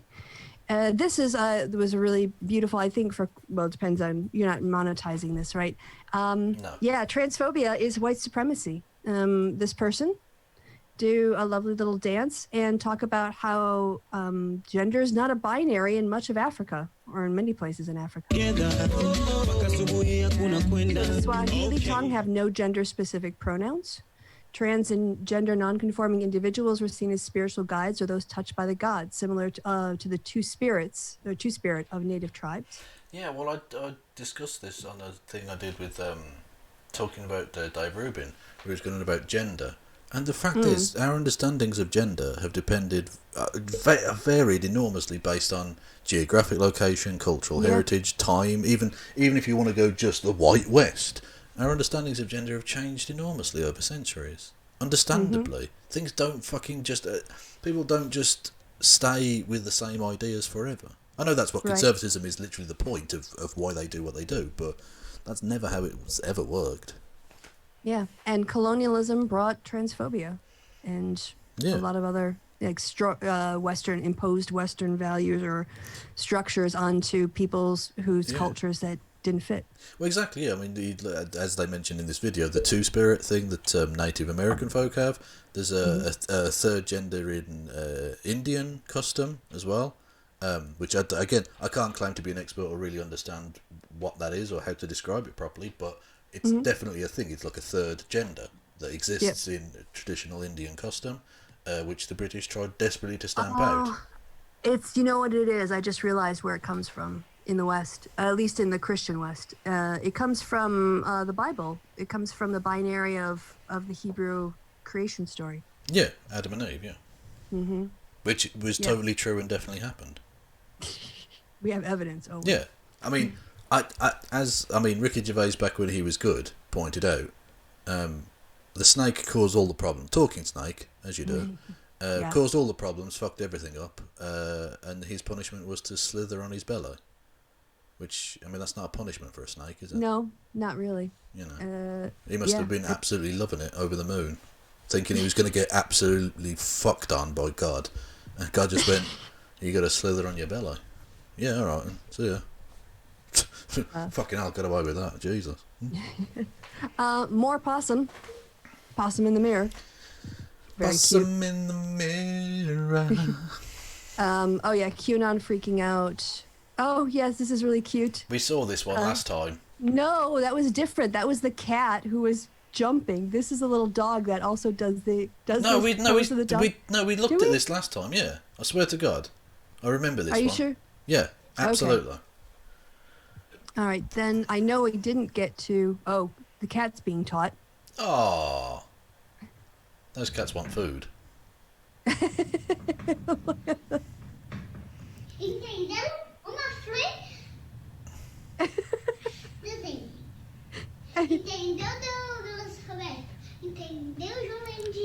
That kid is a fucking cup. Fuck you. How is it a cat? That kid, well, being all up in its face. The cat has not done anything wrong here. These cats need to be saved from this fucking oppressive hell. All right, I want to end on a positive note. I'm looking for... Where is she?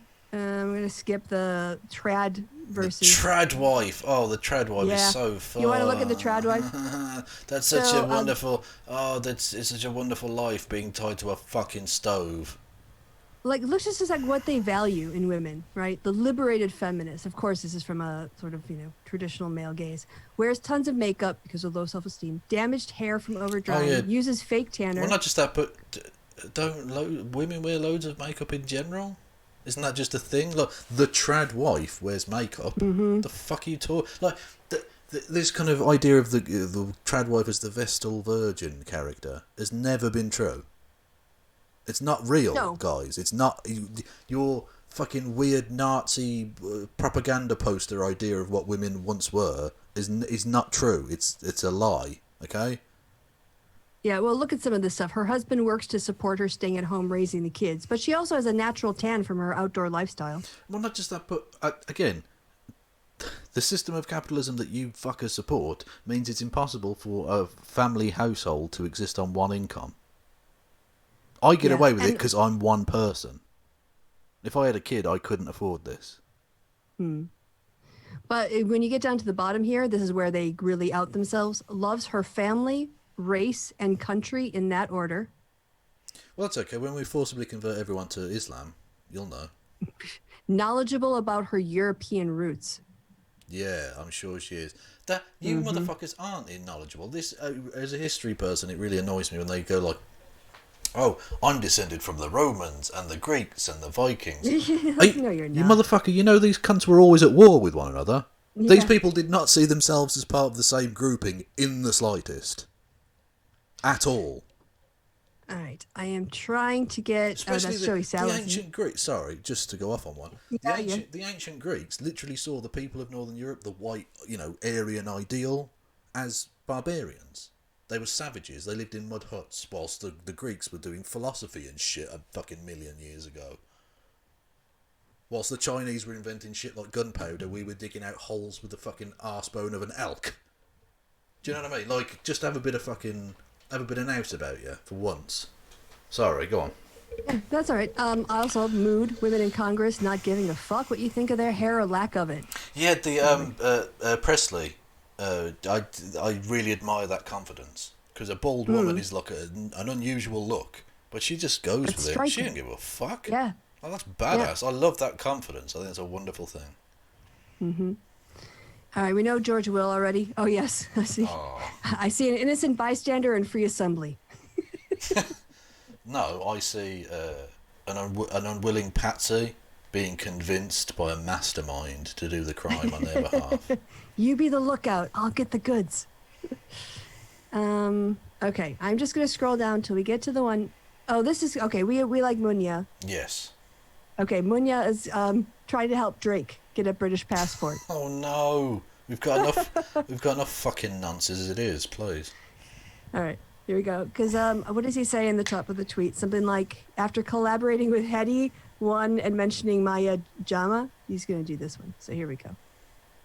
Okay, so you walk into the British Embassy and you say... Adi Medadi, free up, world boss. No, you're trying to get a British passport, not a serving of rice and peas. Look, if you want to pass a citizenship test, you need to know about British culture. You know, I used to eat at the Piccadilly Circus with my family. Do you mean you shared a packet of quavers from Boots? Yeah, kind of. Right, look, I've made a list of questions they could ask you. So, the British national anthem is called God Save the... I don't know. The Queen. Oh, man, yeah. And the Queen is part of... Destiny's Child. No, the royal family. I think you'll find most members of Destiny's Child are actually under the age of 146. Okay, what British bird is named after the colour of its blue chest? Blue Jays? No, blue tits. What was Margaret Thatcher known for? Shape and curves and body. And, No. Yes. I'd make out with her. She had back. Okay, what goes through British people's heads after socialising? I don't like any of you. Well, at least you got one right. Hey. That was not the one I was looking for, by the way, but he stopped along the way. But he is very funny. Just to say, Margaret Thatcher had a booty that went on all day. Did she? I never looked. She did. I didn't never. Don't fucking lie. Don't lie to me. Oh. All right, sorry. No, we're gonna have to do this one too. Sorry. Okay. All the good ones are at the bottom because they've been like, yeah. All right. So, the sound on it is not that great, but it is pretty funny and it's got cute cats. So here we go. Excuse me, sir. I've been wondering if you've found Jesus. Oh my god. What? No, not like literally. Have you tried Amber Alert? Because I saw that shit in a movie once and they found her. No, I mean like spiritually. Like ghosts and shit? Nah, I don't fuck with that. I played with a Ouija board once. I know what you're trying to do. I'm not following. What was that? When he went, no, it literally shook its fucking head. Yeah. Oh, that's amazing. Well done. There you go. All right. That was intense. What's this? This is the one I was looking for. Someone commented ignorant on my niece's TikTok, and baby girl went off. Okay. So she's from, yeah. So we're just going to listen to her, and this is going to be the end of the show. So Okay. at least as far as my tweets go, because I've been waiting 2 shows to get through this. I missed it last time. Damn it. All right, here we go. So people are saying I do not know what I'm talking about because I'm very young, right? Let's have a history. Let's have a history lesson. I read this book, powerful. I've read this book, powerful. I've read this book, powerful. The world's most evil people? I've read it. I've read this book, powerful. I've read this book, powerful. And I've read this book, very powerful. And guess how old am I? I'm 14. So me commenting on other people's posts, ignorance, it means I know what I'm talking about. Because ignorance is the lack of information or knowledge upon certain things. So me commenting on other people's posts, ignorance, I definitely know what I'm talking about. And I might be young, but I'm the change that I want to see in this world. Thank you very much. And if you have a problem, just skip me. Oh, bless her. Yep. Oh, Yep. that's really nice. Yeah. Yeah. Also, I like to see young people reading. That's awesome. Mm-hmm. Yeah. Yeah. She's got the confidence of her knowledge, and that's just beautiful. Yeah, absolutely. Love it. So yeah, like I said, that's it from me, from my side. That's me done. I can stop sharing. Okay. So, oh yeah, I can go back to the happy hour thing. Yeah. Oh, no, not that one. Not that one. There we go. Anyway, Matt's Hummels. This one's wet. This one's wet. Yes, and Hummel's figurines. Yes, indeed. And other things that are related to those things. Forgotten all of our sponsors, but yes. Exactly, but thank you to the generous sponsors from Elon Musk Industries. Isn't it good? Isn't it good to know that Kikistani Industries is going to get us to the fucking Mars? Yeah, Elon Musk's industry. You can put music right into your brain. Yeah, our species is fucked. We're not leaving this planet. We're going to die here. We deserve to die. We really shouldn't spread our stupidity any farther along. Yeah, exactly. I can't help the feeling that if aliens come here, we're not going to improve their situation. If you're listening to this, aliens, stay well clear. At least because of the social distancing. I think they figured that out already. You've got to keep a good 6 light years from Earth. Yes, at least. To make sure you don't catch the dumb. You'll instantly forget how to do intergalactic space travel that you previously knew how to do. That's how stupid we are. Intergalactic planetary. Intergalactic. You actually roboted for me when you did. Yeah, that's because what the song does. No, in my audio. Oh, you sorry. Roboted a bit. Oh, that's awesome. Okay. Well, I was doing a robot voice, so that appropriate. It was. Yeah. It was very well timed. So we started with Adamant, and we're ending with Beastie Boys. It's been a roller coaster. It's the 20th century all over again. Well, hang on. You think Adamant started at the start of the 20th century? No, but I mean the late 20th century, because Adamant was 80s, but Beastie Boys was like late 80s, early 90s, wasn't it? Yeah, basically. Yeah, so they couldn't really put them into one decade, so I put them into the next aggregated time. Oh, that is tenuous. That is tenuous. I mean, it was accurate. It is, but I realise this doing my Twitch streams on my own now that I need you there to tell me to stop. Because stop doing what? Well, it's to stop the stream. Like when you're done with the thing you wanted to say, press end. Because I just talk I just ramble about shit like this. Literally exactly the thing that's happening right now that I know I shouldn't do is the thing I always do. I don't know the difference between you rambling and just because sometimes you rant and sometimes you ramble, and then sometimes you There's often there's an intense anger behind the rant that doesn't quite exist. Like this is it's like the difference between pounding away at the end just before you come and the kind of slightly pointless rambling nonsense you talk about afterward. Do you know that's the emotional range we're at there. So where are you now? You're at the. Oh yeah, I'm having conversation I'm having a afterwards. cigarette. Yeah. Yeah. Thinking to myself, well, I mean, she didn't come, but then again, the female orgasm is imaginary, so who cares? I'm just gonna nip off to the bathroom with my vibrator. She says. Yeah, exactly. I'm gonna piss you out of me. You disgust me. And then finish myself off with the rabbit. Yeah. At least it's guaranteed. Exactly. As an ex-girlfriend once said to me, oh God, she said you can pop a love egg up there and you're alright. Fair dues. I mean, whatever works for you, girl. You know. Yes. Anyway. There you go. Anyway, enough of my sexual. On that sexual inadequacy bombshell. On that love egg. Exactly. I would on that cum shell. Wait, Ben Shapiro, was that thing dog cum? Dog cum, yes please. I'm so glad my parents don't listen to this. Yes. Thank you to everyone for listening and watching all that shit. Honestly, I do actually genuinely appreciate it, even though my I don't know, often sound like it because I am a profoundly annoying human being on every possible level. So everything you do sounds angry. It does. It does. I compliment people in unusual ways. You bastards. Anyway, thank you to Kristi for coming on. Oh, you're welcome. As my special guest. Who? Oh, okay. Is that where I'm coming on? Yeah. You said you're coming on. I was like, oh, you're going to finish that. And then as my special guest. No, just coming on. Okay. That's all. And, yeah. Goodbye to everyone. Goodbye from me and goodbye from Kristi. Say goodbye, Kristi. Goodbye, Kristi. She did the bit. With an accent. And I'm going to press end now.